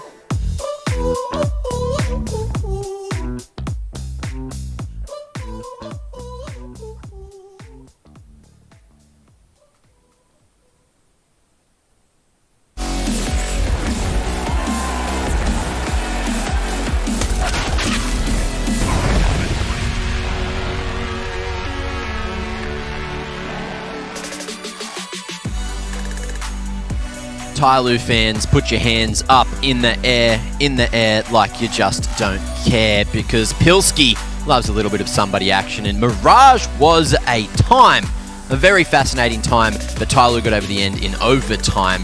And it was, look, 2 maps now on the board, and Pilski, you were saying you've got a little bit of reservation now for Vici because they didn't get it done on Mirage, so it's going to be harder as we move towards Vertigo. It is, yeah. I mean, who's somebody? All I saw was Attacker fragging everyone. True. You know, 43, 44 bomb, or something like that. I was thinking to myself, how did this guy end up on the bench at one point in like 2019? Like, he's just so good. So much rifling power.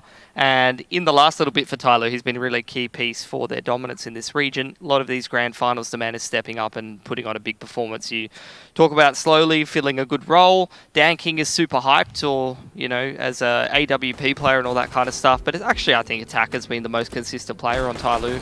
Yeah, I mean, I think it's a bit hard to say, because I feel like for TYLOO, like, a lot of these players will have their day. I think inconsistency is something that inconsistency is a point that we do need to actually look at as well for TYLOO. Sure. Yes, Attacker can have a huge game like this, but you look at the rest of TYLOO, right? Where do they go? It's not a case of, like, Attacker's taking all the space and taking all the kills just because he wants to. It's actually a failure on other crossfires being set up or aim deals being taken by other members as well. That's why it was so close at the end of the day for TYLOO. And while you look at Vici as well, look, a lot of people go firepower and strategies. Like, why aren't you talking about strategies? For me, it's all about firepower and setting people up in the right place. I feel like a lot of the rounds Vici Gaming, you look at it and just go, why is Orman like literally on the other side of the map? It doesn't make any sense to me a lot of the time, right? So Yeah. maybe it wouldn't have cost them at the end of the day, because it still might have been a comprehensive defeat, but it's just never a good look when you're trying to execute somewhere and a player's not really with you, or it's not... Like, you can normally see, okay, he's transitioning to mid from there because he's set up for the post plant, for example, but sometimes that doesn't even happen. So you just kind of go, might have needed an extra hand in terms of the initial push and then the rotation later. I think end of the day, like, it was 8-3 for Vici, and I don't know how long it took them to get around. Like, TYLOO, I think they ended up going like 12-8 or 13-8 or something at one point. Yeah, I think it was like 14-8 before they even really got on the board. Ridiculous. Like 11 rounds in a row across 2 different halves. They just have this massive streak of rounds. It's like Vici, if they had at least just taken a round or 2 every time that TYLOO was getting on that streak, they probably would have gone and taken Mirage there. And that was the key map. You know, just going back to, you know, the initial point that you made, Mac. I think, now Vertigo and Overpass is what Vici need to win. Vertigo, I feel like, they probably can win that one, but Overpass is a map that TYLOO's taken so many times in a row, and they've closed out a lot of these grand final series, and they've won almost every grand final over Vici Gaming in the Asian region. There's a reason for that, and I think that's what we're going to see again here today, unfortunately. Well, let's see if that happens. If we are going to see Vici buy one more map if they can take Vertigo. But for now, it's time for another break before we get into the 4th map of the series. Ladies and gents, see you on the other side.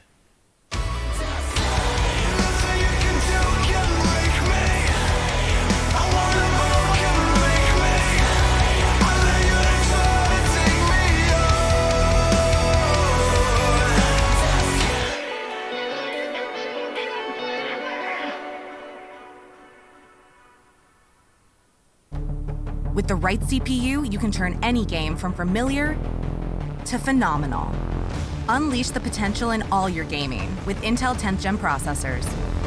With its optimal balance of threads, cores, and frequency to deliver elite real-world performance, only Intel can bring Marvel's Avengers to life with in-game PC optimizations. Supercharge your Marvel's Avengers experience with Intel Core i5, i7, and i9 processors.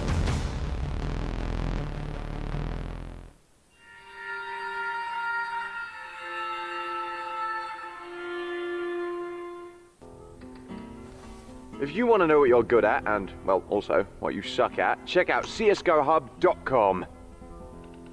Coming!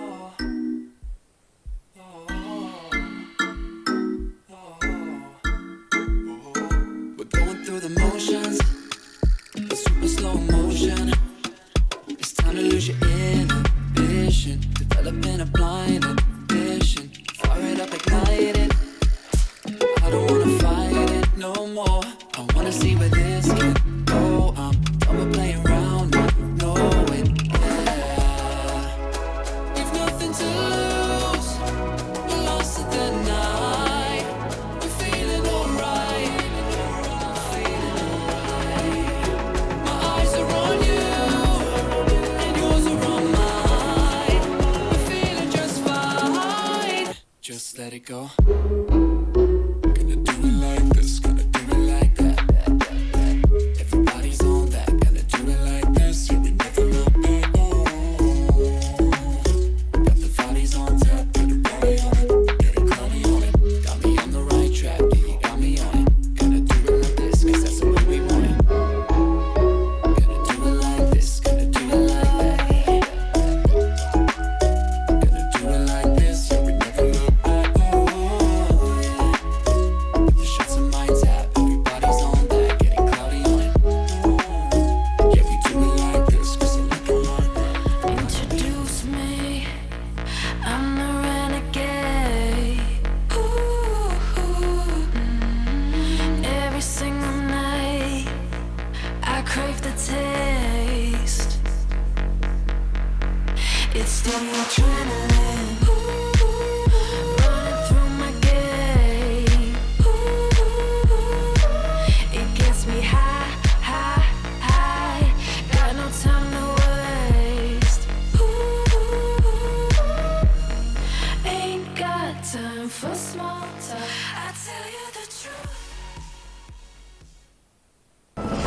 ESL Pro League is brought to you in part by Intel, Gaming Malta, Euronics, Mountain Dew Game Fuel, CS Money, MSI, GGBet, and America's Navy.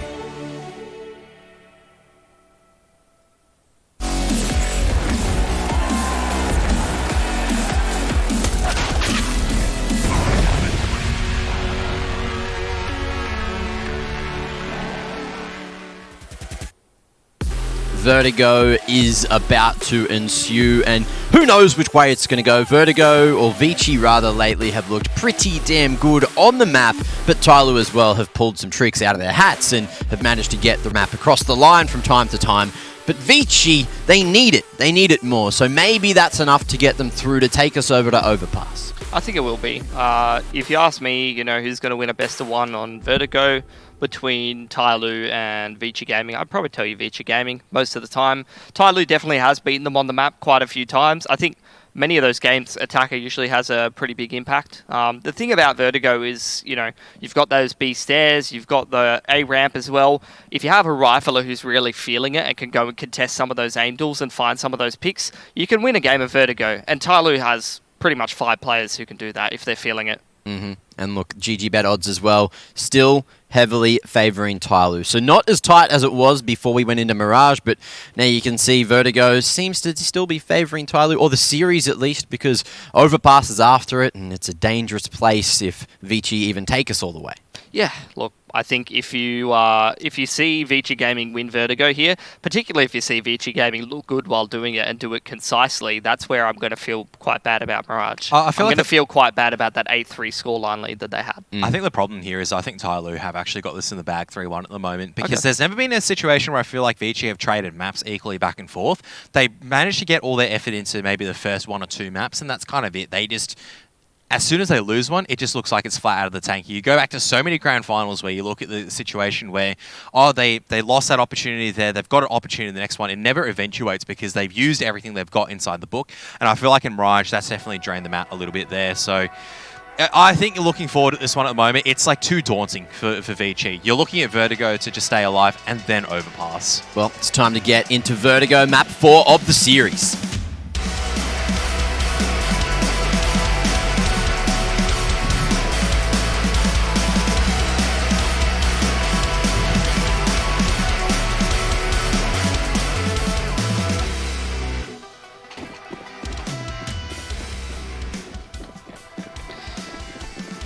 Vici will be starting out on that CT side. Big confusion for me, as I think the team names are the wrong way around, but rest assured, Jam Young has not been picked up by TYLOO yet. Hopefully at some point. Would love to see that.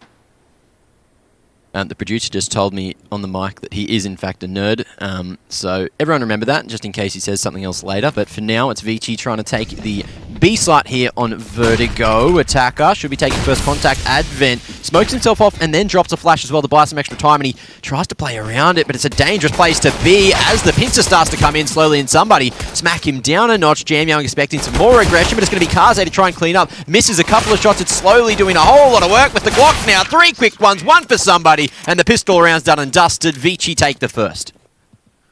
Or is it TYLOO that TYLOO takes the take first? Yeah, I told you the team names were the wrong way around. You did too. Yep. And I was like, why is slowly playing for Vici? Well, we're here, and TYLOO are certainly going pretty strong. Yeah, this is going to confuse me because apparently can't fix it. Advent's finally on TYLOO. That's something else I wouldn't mind seeing. Having TYLOO as a proper in-game leader. Oh, you mean? Summer's a perfectly good in-game leader.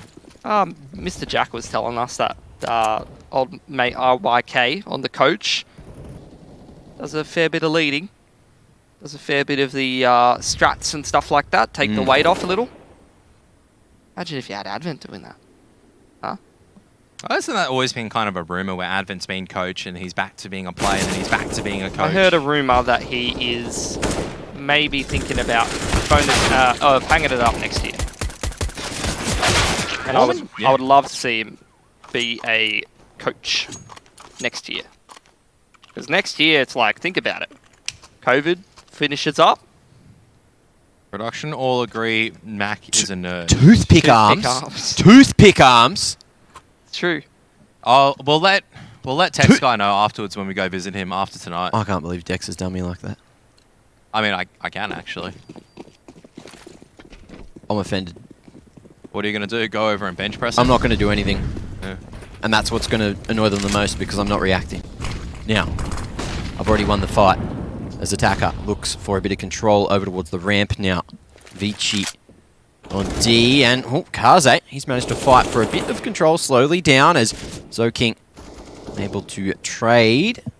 Danking does a good job. Not clearing the corner though. Flash comes through and Zoking, it's another one for as we go back into the 2-on-2 situation. Summer onto Orman. It's a nice little trade to find.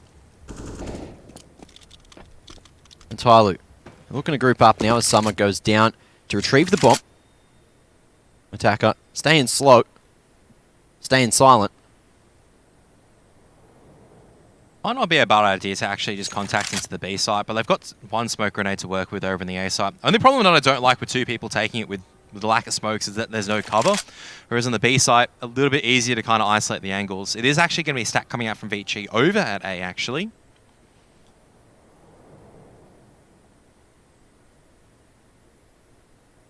If it works out for them. They've gambled correctly. But it's all a game of timing in these 2-on-2s. Oh, Advent. Bamus actually, good angle for him. Oh, another 1-for-1 trade, and it's now 1-on-1. Oh, no. Jam Young spotted as well as Summer, who has plenty of time to play with, but looks like he's sticking it in the edge of the smoke. Dangerous decision, and that's going to allow Vici to get another round of the board. Jam Young plays for Vici. Correct. Mac, I'll tell you a secret. Tell me the secret. It's fixed. The names? They are. They are, certainly. I just had to take a moment to calculate and figure out who was on what team and which team was on which side of the UI, but we're back. All sorted. Nade into a decent spot, which will do a touch of damage to Zoking, who's gone very aggressive down ramp early. Yeah. This will not be the first time you see this from Vici. The man loves to get in there. Ooh. Tick of the molly. Should reveal Summer's position, and I believe Zoking's heard it, but he's just going to be playing from yellow as well, so using the gaps in the tarpaulin on the right just to get as much information as possible before making his move. Still a difficult angle for him to convert with, especially with the MP9. You can see exactly why. Just doesn't have the firepower to really convert that distance. Jam Young now kind of in a bit of a precarious situation where he has to dance back and forth and unable to really get the dink. And we all know how that story with the AK versus M4 goes. As Attacker just drops the bomb and they're just challenging in front of a smoke. TYLOO, absolute genius is coming out right now as eventually Summer decides to kind of close things out.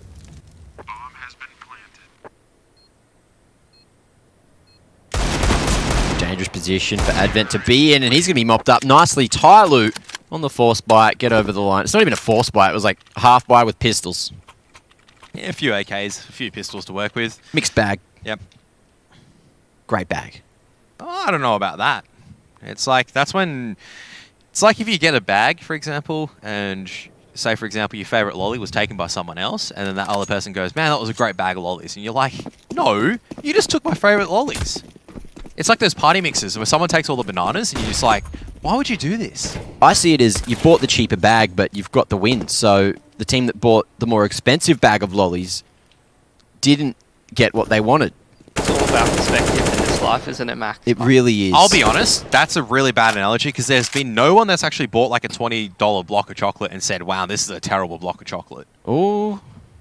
I bought some expensive things and been like, this was terrible before. Yeah.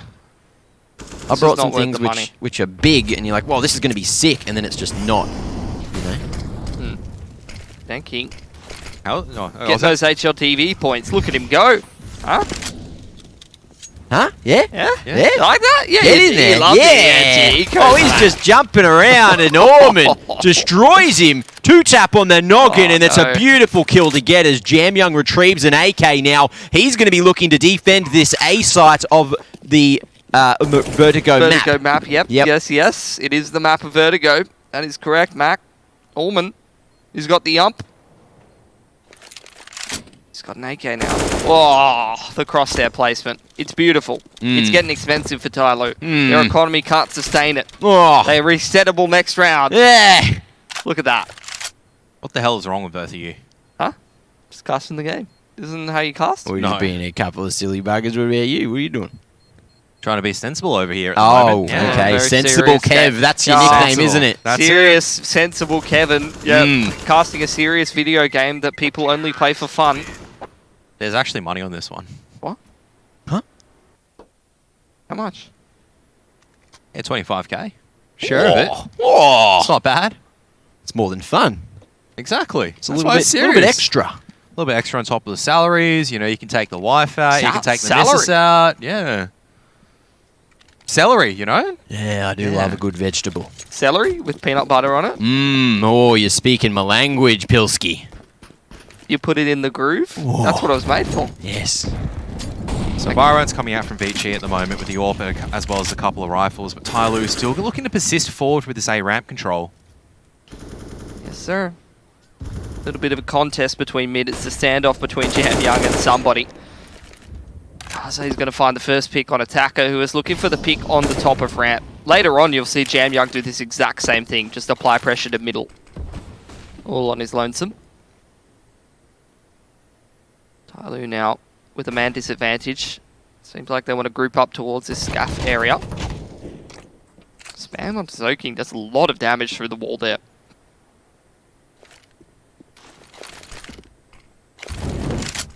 Execute incoming. Wall of smokes is there as Zoking's about to get sent through to default, but before the flash pops, Summer has dealt with him nicely. Now, it's looking like TYLOO are going to have a good advantage in the post plans, but Vici looking to make their way back in. No one on the flank. It's going to be a strength in numbers approach from the front. A couple of flashes and smokes to get back in, and it's going to be utilized. One over towards elbow. Flashes to allow Summer and Dan King to try to fight here, but another one comes back through from Orman, and there's a quick 2 for 2 as we are back into a rough situation. Orman waiting for the final man, but he has no idea where somebody's playing from, and he's gone for the patient approach, just waiting in the smoke. A tap again. Orman, I think he's hit a footstep. I think that somebody's actually gone down, and there is a kit in play, but Orman doesn't go for the bomb. He runs away from the bomb, and he had a bit of extra time. Maybe not. Okay. No, okay. I was like, I was about to say, it's like, surely he had enough time, but it looks like it was, the HUD was a little bit too slow there. So, yeah, looking at it now, calculating, taking a centimeter off, not Makes a enough bit more time. sense, of course. I I was looking, I was like, yeah. he's got plenty of time. What's going on? So, no AWP in play, obviously, so Orman wasn't able to retrieve it. Has the AK still, so Vici can try to fight back, but TYLOO is starting to string these rounds together at the moment. And I think that's the scary part, is that TYLOO were able to capitalize on a 4-on-5 scenario from there. Just able to get the entry slowly, just a little bit too good. He's been so quiet this series so far, has really been picking it up, and now somebody also joining in the party at this moment as well. Ooh, Orman. Barely surviving on 5 HP. As the rest of TYLOO try to come in, and on 5 HP, it's going to be too hard to trade there. Slowly with a quick triple over from jump up, over just dominating mid. And that's going to be 6 on the board for TYLOO. A absolutely devastating T side so far. I think the T, probably the stronger of the two for both teams on this map, which is where Vici, they need to try to get the most value out of this CT side. Because they can definitely grind this back and win it on the T side, but if they don't give themselves the room to do that, then it's not going to matter. Similar, watched a game between Invictus and Vici Gaming on this map. Same thing. Both teams, I think, had 10 plus rounds on their T side.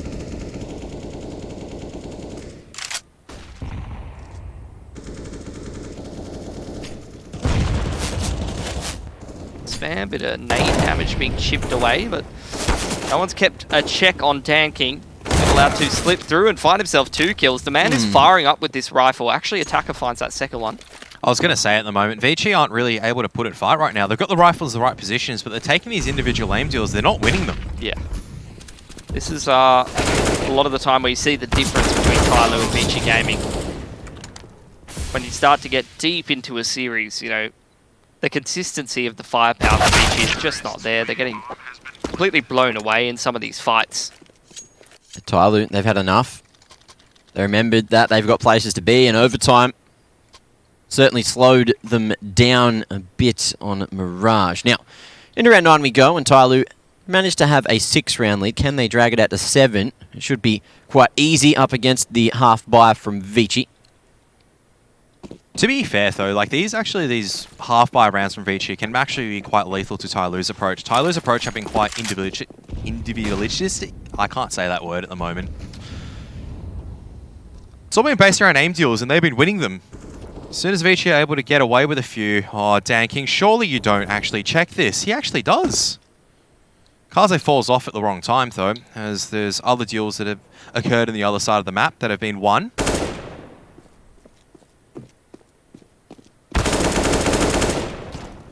Ooh, slowly. Nice entry over towards B, and it's attack and a mop up on the A site. So TYLOO are just having their way with Vici, especially when they have the firepower in the round. Just playing off the advantages. They're not even throwing any strats. They're literally just going, all right, we're actually just out-aiming them at the moment, and they're just taking aim deals across the board. And if they just go, yeah, we're winning, we don't need to change this up. This is what I mean, you know?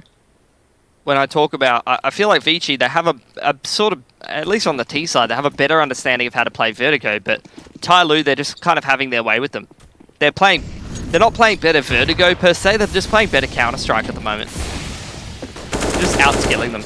Yep. And until you force them to respect you, they're just going to keep doing this to you. You can see that they're not respecting these smokes at all, they're just continuing the push. That's it, just straight up saying we are mechanically superior. And we're going to be taking it to you guys as best we can. Dan King, a freebie as he just runs through that smoke and Scap. It was fading slowly with another pick. That's going to be the A side found, but not for long. Jam Young has something to say about it. Molly to default to try and slow down the bomb plant. Attacker in the open. That was a 3 for 3, but somebody comes back to trade it through, and now it's dangerous.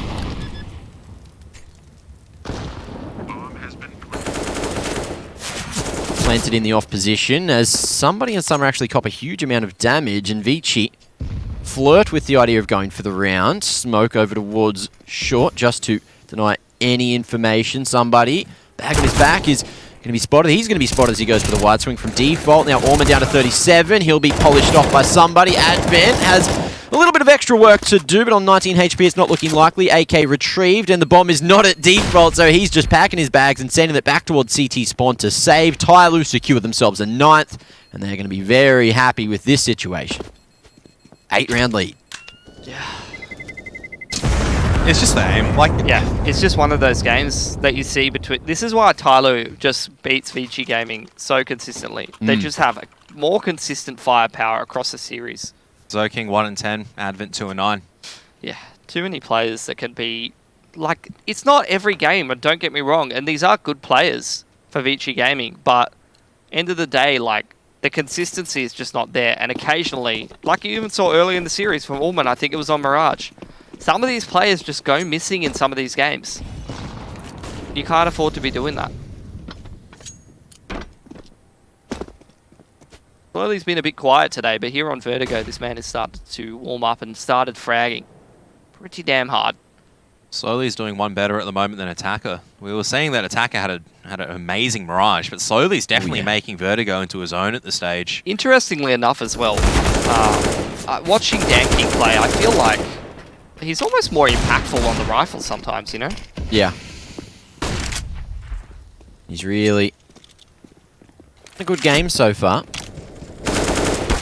Attacker readjusts and resets the spray just to make sure he takes Zoking out of the equation on the A site. Kaze wants to go through, but he's crosshair in the right spot to try to deny the cross. However, that bomb coming in late. Dan King, as well as Attacker, just happily holding control. Molly down to hell. Admin can still peek over the top. Summers closed out the distance, and Molly will force him off of default as the spam comes through. That was almost the freebie. Great attempt from Vici, and they've got some free damage. Bogdan's Law, Summer, Orpy now. But look at this push coming out from Orman as well. Attacker does spot him, and this is a really difficult angle to clear out, but he's unable to get that kill, and now it's going to be very difficult, even though the HP is going to be favoring Dan King. He's just knocking them all out, all down to Orman, down to 13 HP versus 13 HP. Orman taps the defuse. Summer thinks about where he wants to go, just staying hidden for now, and that's just too much time ticked away already. Another round that goes in the favor of TYLOO, comes very close. Another save coming out from Vici. I dare say Summer might have taken less damage if he sat at the back of A ramp rather than running down it. But, you know, high pressure decisions. Unfortunately, he loses his life. But TYLOO, 10 rounds, boys. Yeah. 10 damn rounds already. It's already gone too far, I think. I mean, hopefully Vici are able to salvage a couple of rounds to the end here, but I do agree with Mitch, is that if you're saying that 10 rounds is the pass score for the T side for these teams, TYLOO just in no mood to really stop at this stage. Nothing really looking even close right now. Sending it fast out through B. Somebody going to get the first pick, and Orman's going to drop all the defensive utility, trying to land the shots at the end of the day. Probing forward, might be able to pick off Slowly. He's not going to be spotted through the top of the molly, though, and slowly readjust. Nice headshot onto Orman. And he's hungry for more as well. On the back of site, Jam Young tries to play it on the off angle. Pushes forward, clears the line. No head spotted at stairs, as we do see, I think it's Zoking solo towards that A site. Kaze trying to dominate mid, and Zoking's got a big job ahead of him as the bomb heads back in this direction. A reroute towards this A side of the map. What is he spamming at? Shooting at the ground slowly. Trying to make noise to master footsteps, I suppose, as they come up close towards Scaff's side of sight. They've drawn the rotation in, but Zoking's dealt with nicely. Kaze wants to push the smoke with the AWP, and it's a dangerous game, but he wins it. 3 on 2. Bomb not down just yet, and they know where Kaze was positioned. So, somebody, he's going to walk straight past him. Doesn't hard clear Maze in the corner. I'm very worried about him being in the smoke, and Kaze. It's going to be 1 on 4, essentially. If you manage to find the final 2, which are both playing from default. Slowly baiting Attacker, but Attacker needs no hand to help him. 10-round lead for TYLOO. The gap, it's getting bigger. What was the only round that Vici won? Was it like the pistol round, or was it like a... Don't remember. I can't remember either. It's like, it's so long ago, I don't know what round Vici won. No, it wasn't the pistol, because Slowly got 4 on there. Might have been one of the first gun rounds or something like that, but TYLOO have just never really looked back since then, and the pain continues. Another force buy coming out from Vici, looking to get aggressive.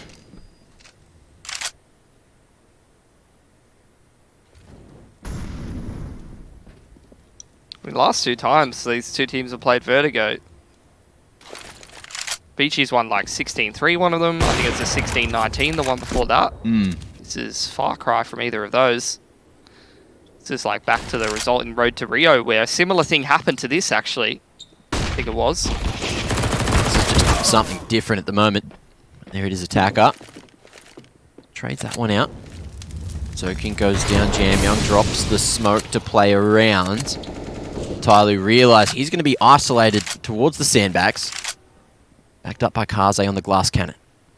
Problem right now is that Summer's going to come over here and drop a Molotov. There's no flashbang to get him out. Kaze needs to have the smoke grenade out in hand, but you can see it's like as soon as the smoke fades, out comes another molly. There you go.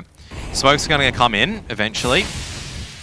But then somebody's going to throw another Molotov. They know someone is here at this stage. The thing is, it's wasting so much time. We're already down to the 40-second mark, and TYLOO need to make their move, so this could just be Vici braining their way to victory. Molly goes down on the ramp as well. It's a matter of time. In comes that molly. They're waiting for the last second, but another smoke found. Jam Young spammed down, and now TYLOO with 20 seconds on the clock can move forward. But the rotation's already here for Vici. They're going to go with the strength in numbers approach. Advent denies across the site. That's the bomb, and that's another round finally for Vici, 11-2. They did it. They got another round. Really on excited, the CT side. Kevin. Nice, yeah. Good job. Yeah, good job, Kaze. They need Kaze Gaming. They need 2 more of them. They really do. And then they need to come onto this T side with the force of, I don't know. Force of nature. Fury. Force of attacker on Mirage. Not slowly on Vertigo. Either of those. Force of Kaze, like a wind. Yeah. Unfortunately, the wind don't always blow so hard every single day. Same as Kaze, really. Kaze don't blow so hard? No, not really. Some days it is, you know, going hard. Some days just chilling. Let's see how this one goes. TYLOO with another approach. Zoking playing very advanced up towards the crane off the back of the flash. He'll go forward and only find one head. Somebody for the trade. Molly now over to Tetris to force out anyone hiding over on the old stacks, but for now Kaze continues to hold the line. Not a great flashback from someone there. That's a better flashbang to push people off the angle, but Summer looking to challenge alongside with somebody. Definitely making it a bit more difficult as Orman. I'm very interested by that from Orman because that was definitely a very cool play that didn't work out for him. Good try. Good attempt. Ooh, bomb plant secured as Dan King tries to back away. Advent finds another, and now it's all up to somebody to try and fight from short, but it's going to be potentially traded. Kaze, nice flick to secure it. Nice. And Vici fight for another, but again, it's costly. The money, it's in the balance, and TYLOO, they're still hunting for that 12-3 half, and they could just have it if there's no utility in the hands of Vici. Yeah, some of them will be a bit scuffed on the util, but it will be an okay pie. Definitely a winnable round. I'd like to see them take 4 here and take the pistol and show us the T side that the good T side that I know that they can play. It's up to whether TYLOO will give them the opportunity to do that, though. Because individually, these guys have been looking pretty hot so far on Vertigo and in general.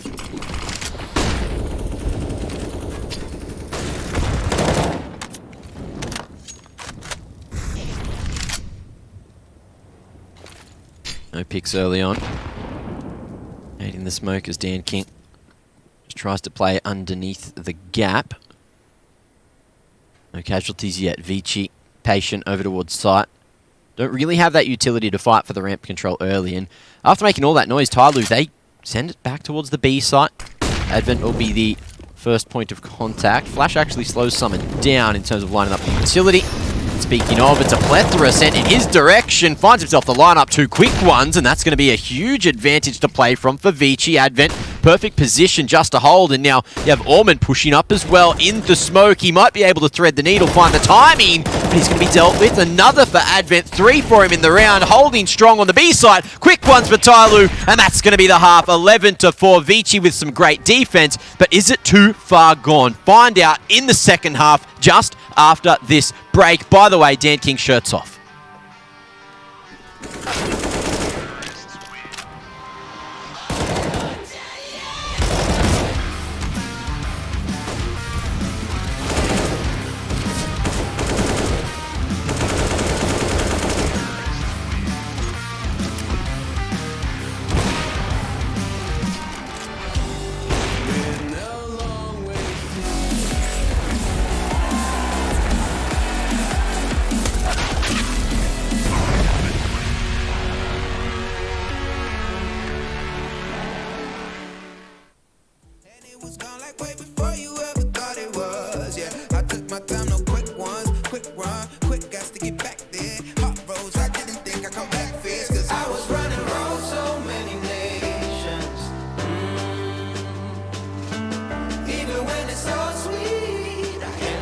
seeing red. This is such a ghostly revelation. I may have fucked up all my chances.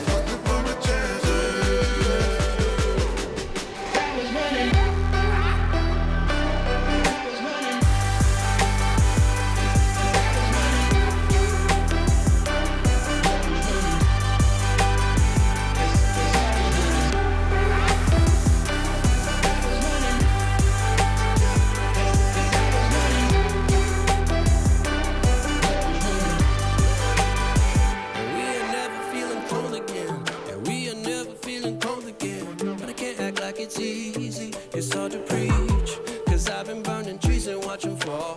If we cannot breathe out, we go forward. Sure, I was searching for cure, fishing a little wildlife. And when I'm low on fuel, I'll still be running till my back broke. Halfway, lost hope and I'll check it. Hard roads, I didn't think to come back fast, cause I was running roads so many nations. Even when it's so sweet, I ended up seeing red. Such a ghostly revelation. I may have fucked up all my chances. Been around the globe, looked around, nothing fitted. Seen high and lows, but you won't even get it. Been around the globe, think it's time to admit it's not the end, but the road, and you won't even get it. Been around the globe, looked around, nothing fitted. Seen high and lows, but you won't even get it. Been around the globe, think it's time to admit it's not the end, but the road.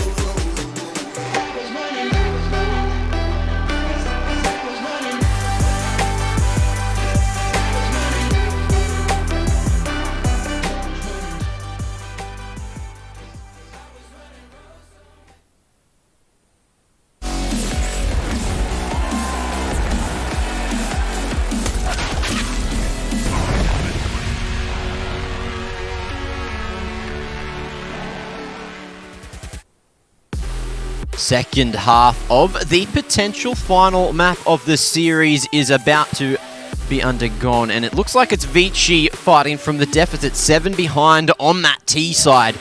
And the pistol is something they will need to get back into the game. Or TYLOO looking dominant with Dan King. Shirts are off. Man is here to frag, and he's pumping up the boys. Now, what are we going to see in the second pistol for? I think I know exactly how it pumps up the boys, because I just want to be over and done with, so I'd be like, all right, don't have to see that again. So it's not going to be a fast push coming out onto the A site right now. It's going to be all-round brawls. Oaken's going to come out on top for now for one. Trades fast and furious. Somebody sets the trap in the corner. That's going to be control of the bomb now, and has to buy some time for the rotation.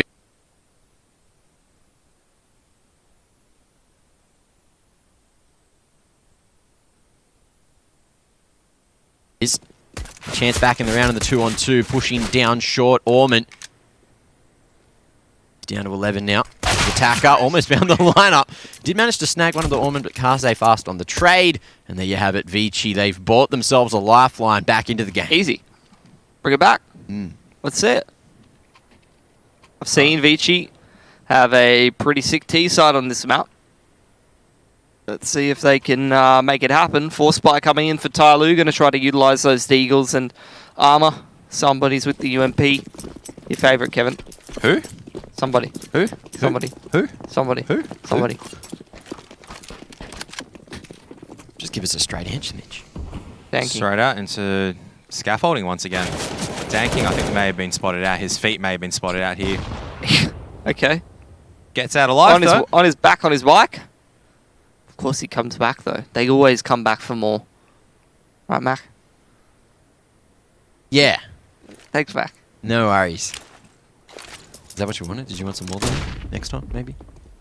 No? Enough? Alright, cool. Well, is enough here? The Vici? No, that has not worked out at all. Somebody again with the aggression straight down towards Scaff, and now TYLOO come out of that with the man advantage. Chuck him on 100 Thieves, because he's great at absolutely robbing these teams of rounds. This man. The true criminal. That's the last sight that you see. Some dude just wide strafing you with the UMP. There you have it. Gets His punished UMP just finally. went flying off the map as well. Jamio's just gone, I'm done with that weapon. Thank goodness I don't have to hear from that again. But 2 HE grenades here. The bomb plant's still going to be very risky if they do decide to go for it, even with the smoke cover. I do know that Advent does like a bit of a different plant though. Smokes out onto the site. We haven't secured that bomb plant just yet. Jam Young jumping up on top of the smokes. Let's find a pick, and they managed to get the bomb down safely and head into that post plant now. Looking good for Vici. They got a couple of flashes that they can use to set up some favourable tools when TYLOO tries to come in on the retake.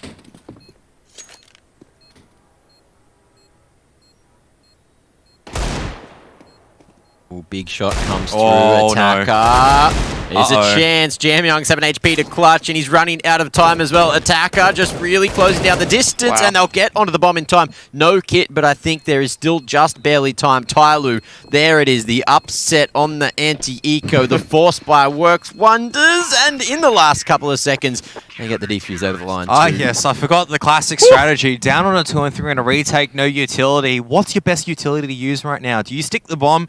No, you just get this guy called Attacker just to swing at them and just hit headshots. Your best utility is yourself. Remember that. Inspirational quotes with Pilsky casts. That's probably what Summer just did. Just told Attacker. It's like, Attacker's probably like, no, I can't do this, boss. 2 on 3. I'll just try to do some damage. No, you're going to kill them and we'll win this round. Stolen. Vici taking attack now. They had about 2 to 3k across the board, so if they take a single save, they can go for a full buy in the next. TYLOO don't have the greatest money. They will have to fully invest after sort of stealing that round away and maybe recovering 1 or 2 weapons at best. This is something you should never be allowed to get away with. Never, ever, ever. And Attacker allows TYLOO to get away with it. Again, the man is starting to frag up. He's starting to warm up. And look, if 40-something kills wasn't enough on Mirage, he's looking to potentially drop another 30 here. Here's the plan for Vici. Pistol armor, hero AK on Jam Young. Try and break that CT money. Yeah, it works out for him. They're going to contest towards ramp. And it's not going well for them. Slowly it's kind of getting in their face a little bit. Traded back though with some spam from the Dig on Advent. Much prefer the mid to B splits and the B executes on these 4 spies, to be honest, rather than contesting ramp. Well, at least just trying to show some presence early on in the round as Kaze peeks. There's more men around the corner and somebody doesn't notice, but he's going to continue fighting regardless. 16 HP remaining. He's going to try to smoke his way out Molly to follow, and that has not quite worked as expected. There's a chance now, but Vici don't find him through the top just yet.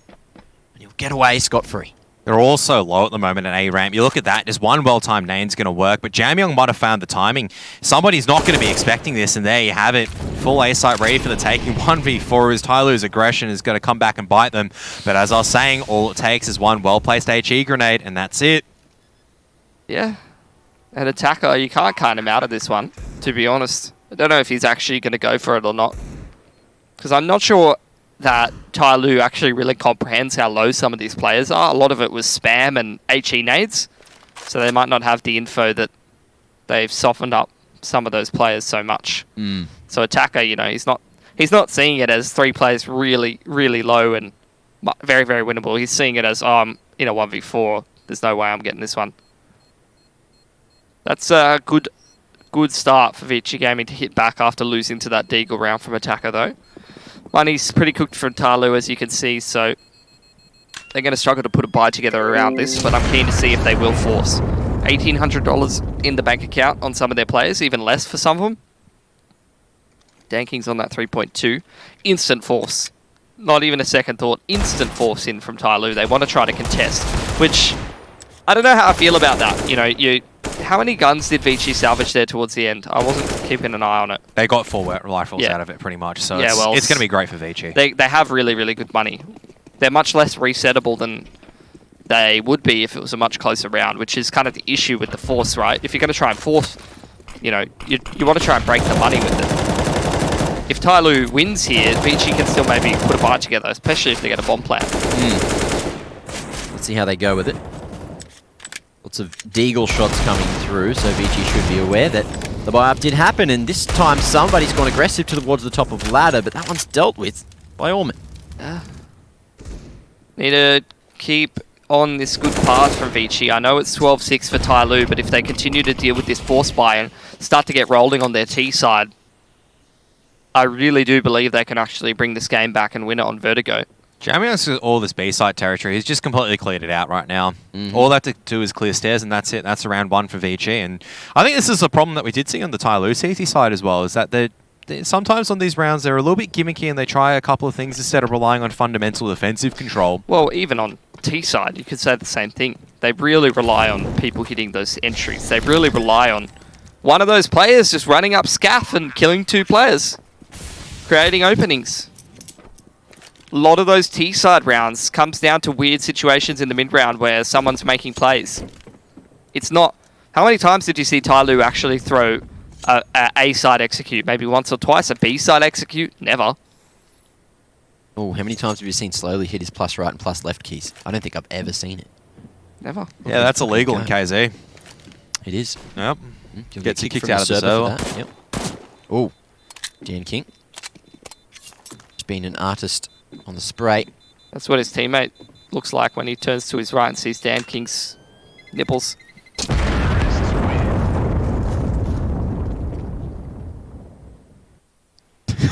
And there they are.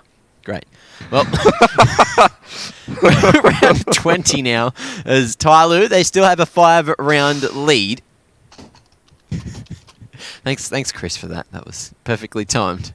Well, here we are. And TYLOO, they keep 4 alive at the end of the round, so somebody's just going to go for a light investment. Well, someone's thrown him that P250 to play with, then TYLOO still have a pretty decent chance in the round if they can stack the right position, and that position's going to be the middle of the map. That's cool, Mac, but who are you talking about? Who? Slowly, waiting. Nice kill to crack open the festivities. It's a party. Sure, TYLOO will be partying if they win a round with this kind of a buy.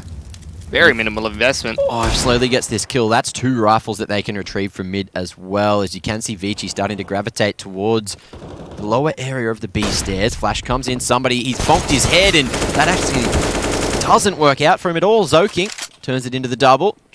Swaps over to the AK rather than reloading. Smart decision. But he's not going to be chased down just yet. And after all that, he has fallen. So Slowly he's got an assist for Zoking dropping to his death down ladder, I would assume. In the meantime as well, Kaze has actually managed to make his way up through danger while I believe it was Dan King's actually managed to push all the way around towards the sandbag. So a bit of a missed timing as Summer's actually going to get the better of it. So Dan King, or should I say Summer, not going to be punished for Dan King's transgression over here. It's all down to the big brain leader himself, Advent, to see if he can find anything. Going to be encroaching on the A side, but with only a single smoke, 2 flashbangs, and time not on his side either.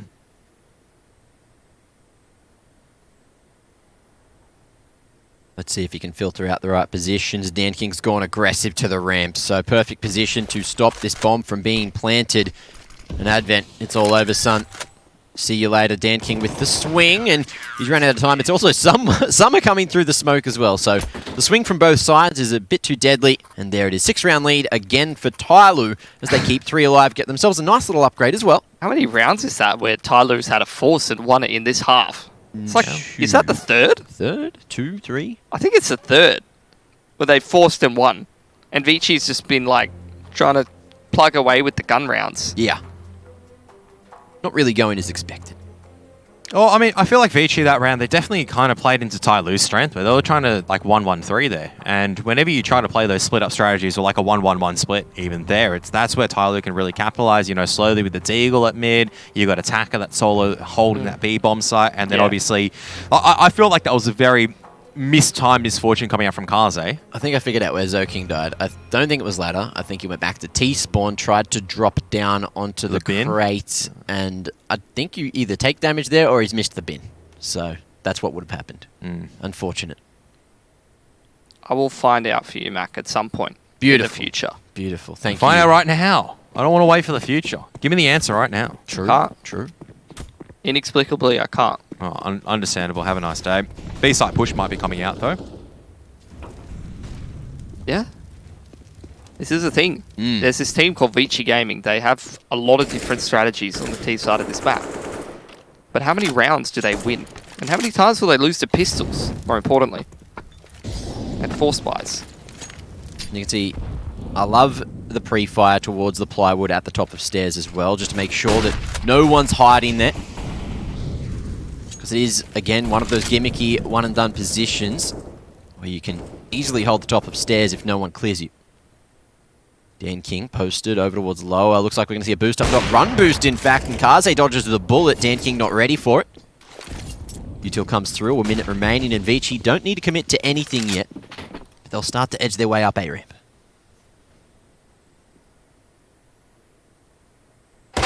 Risky game from Slowly, and he's punished for it. No flashbangs assisting him. Dan King now close range at scaffolding. This is where the domino effect starts to come in for TYLOO. One player goes aggressive and dies, and it incentivizes more of the same. Now Dan King's locked into secret, and he's isolated by the utility, and Zoking going in on the entry. Now somebody has to push. He has to. It's 3v5. Whoa, and it's going to be a little bit of control towards the elbow. Zoking, wide swings, and it's up to somebody to get it done, but Jamyoung deals with him nicely, and it's the perfect round from Vici. 2 for Jamyoung, 2 for Zoking, and 8 on the board. So still 5 at the deficit that they need to retrieve. One of those examples of the butterfly effect, Kev.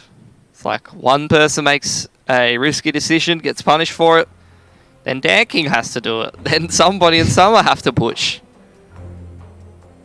I swear, someone on the team has to say, guys, it's the round, all right? It's time. Get your highlight clips. Go on.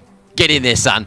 And they all just run in one by one to see if they can get it. That's why I want to see Coach Mac on TYLOO, dude. None of this, like, assistant, you know, IGL. He helps with the strategies. You just need Coach Mac going in, rubbing the boys on the shoulders, G'ing them up. Go on, get them, boys!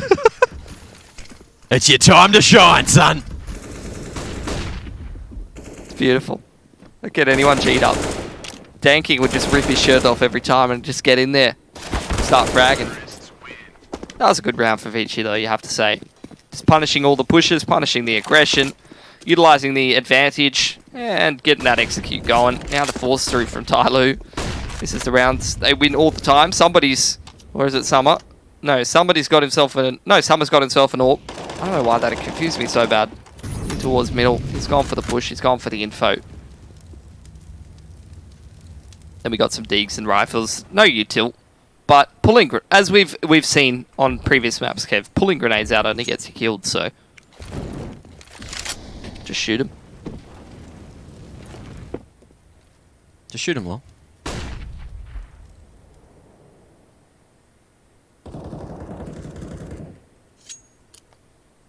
It's like you think of the series in terms of utility use. You remember back to the Renegades and Auto matchup where there's so much utility damage across the board, like really good utility use coming out from information on the CT side. And you look at this game and it's just like, there's no HE grenades. Well, Vici getting ready for this B execute. It's going to be up to Dan King and Attacker to hold on here with no grenades to respond. They've got to shoot their way out of a bad situation, and it's not going well. Actually, credit to Zoking. He's really actually starting to warm up. I think he was 5 for 17. Last couple of rounds, he's really fragging. Very rough start to the game, and he's gone up straight into the face of Slowly, who's been gifted an AK, and he's fought his way back to the 3-on-2 situation. Advent and Kaze need to play this one together to clutch it through, but Kaze's lost his head, and Advent needs to go huge now. Only one found as somebody comes around the gen to trade, and there it is. Retake will come in successfully for TYLOO again to continue to trade these rounds out and maintain that 6-round lead. They win the 4th spy again, Kev. Is that 4? 4 for the half? I think so. They weren't all the same situation. Some of them were like saves around 1 or 2 weapons. But they've won so many rounds that weren't like a full buy that you'd want. Like M4s and utility with an AWP or something like that. They're so like weird. It's always like, old mate's got a pistol and it's got like Deagle armor, but he's on a line that'll make it work. Credit to TYLOO, you know. They have so much individual skill that they can throw together a mixed bag of any kind of weapons and make it work. Initial pick going the way of attacker. Vici have to play for a deficit, not only in the round count, but also in the player count for this round. That's a lot of pressure to deal with, and facing match point in the grand final. They lose Vertigo, that's it, they're done.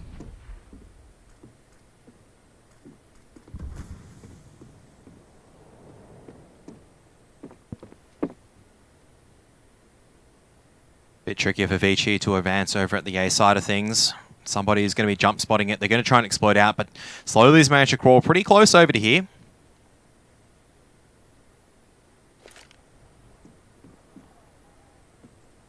Let's see if Slowly can perform from the corner. Surely he'll be cleared. Not by the first man, Jam Young mid-air. It's going to be Advent to trade him. And from here, you can't trade evenly. It's not going to work out. That's the bomb lost and probably the round as well. Orman, again on the other side of the map. This is a common theme. He tried to do it over on Mirage, and it didn't really work. A treat as TYLOO send their way onto a 15th round. And now, 7 championship points to play with. TYLOO have Vici on the ropes. Yeah. Well, not great money for Jamyang Kaze. Orman has to go down to a Galil. Not a whole lot of utility spread across the board for the team. Unless you have to go down to Deagles and Armor. This is not where you want to be for Vici Gaming. TYLOO, off the back of a lot of firepower on the T side and a lot of janky rounds where the individuals really stepped up, have shown why they're the superior team yet again. Vici trying to force their way up to scaffolding in towards this A site. Slowly still fighting. It's like they're all still swinging at the moment. I think this might be kind of the death tolls now ringing for Vici at this point in time. They're boxed in at this stage. And they don't know that he's sandbagged either, so that should be a free one. Maybe the final as well. Kaze tries to fight. He finds the first, and on the other side of the smoke lies somebody who'll find it. There's the smoke bang to close. 8-16 on the final map. 3-1. Vici only able to get a single as TYLOO are your champions for the Asia region of ESL Pro League. Ladies and gents, we're going to be going to the Game Fuel post-match to break this one down, but first, go and take a rest. We'll see you then.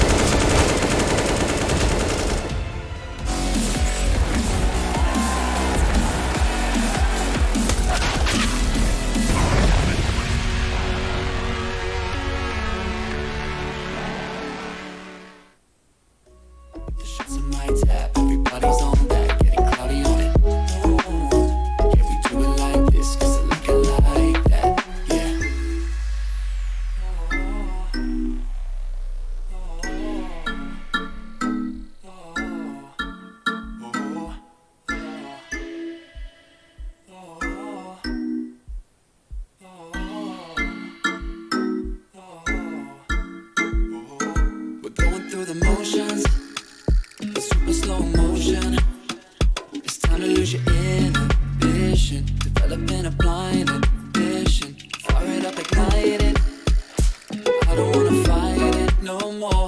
I wanna see where this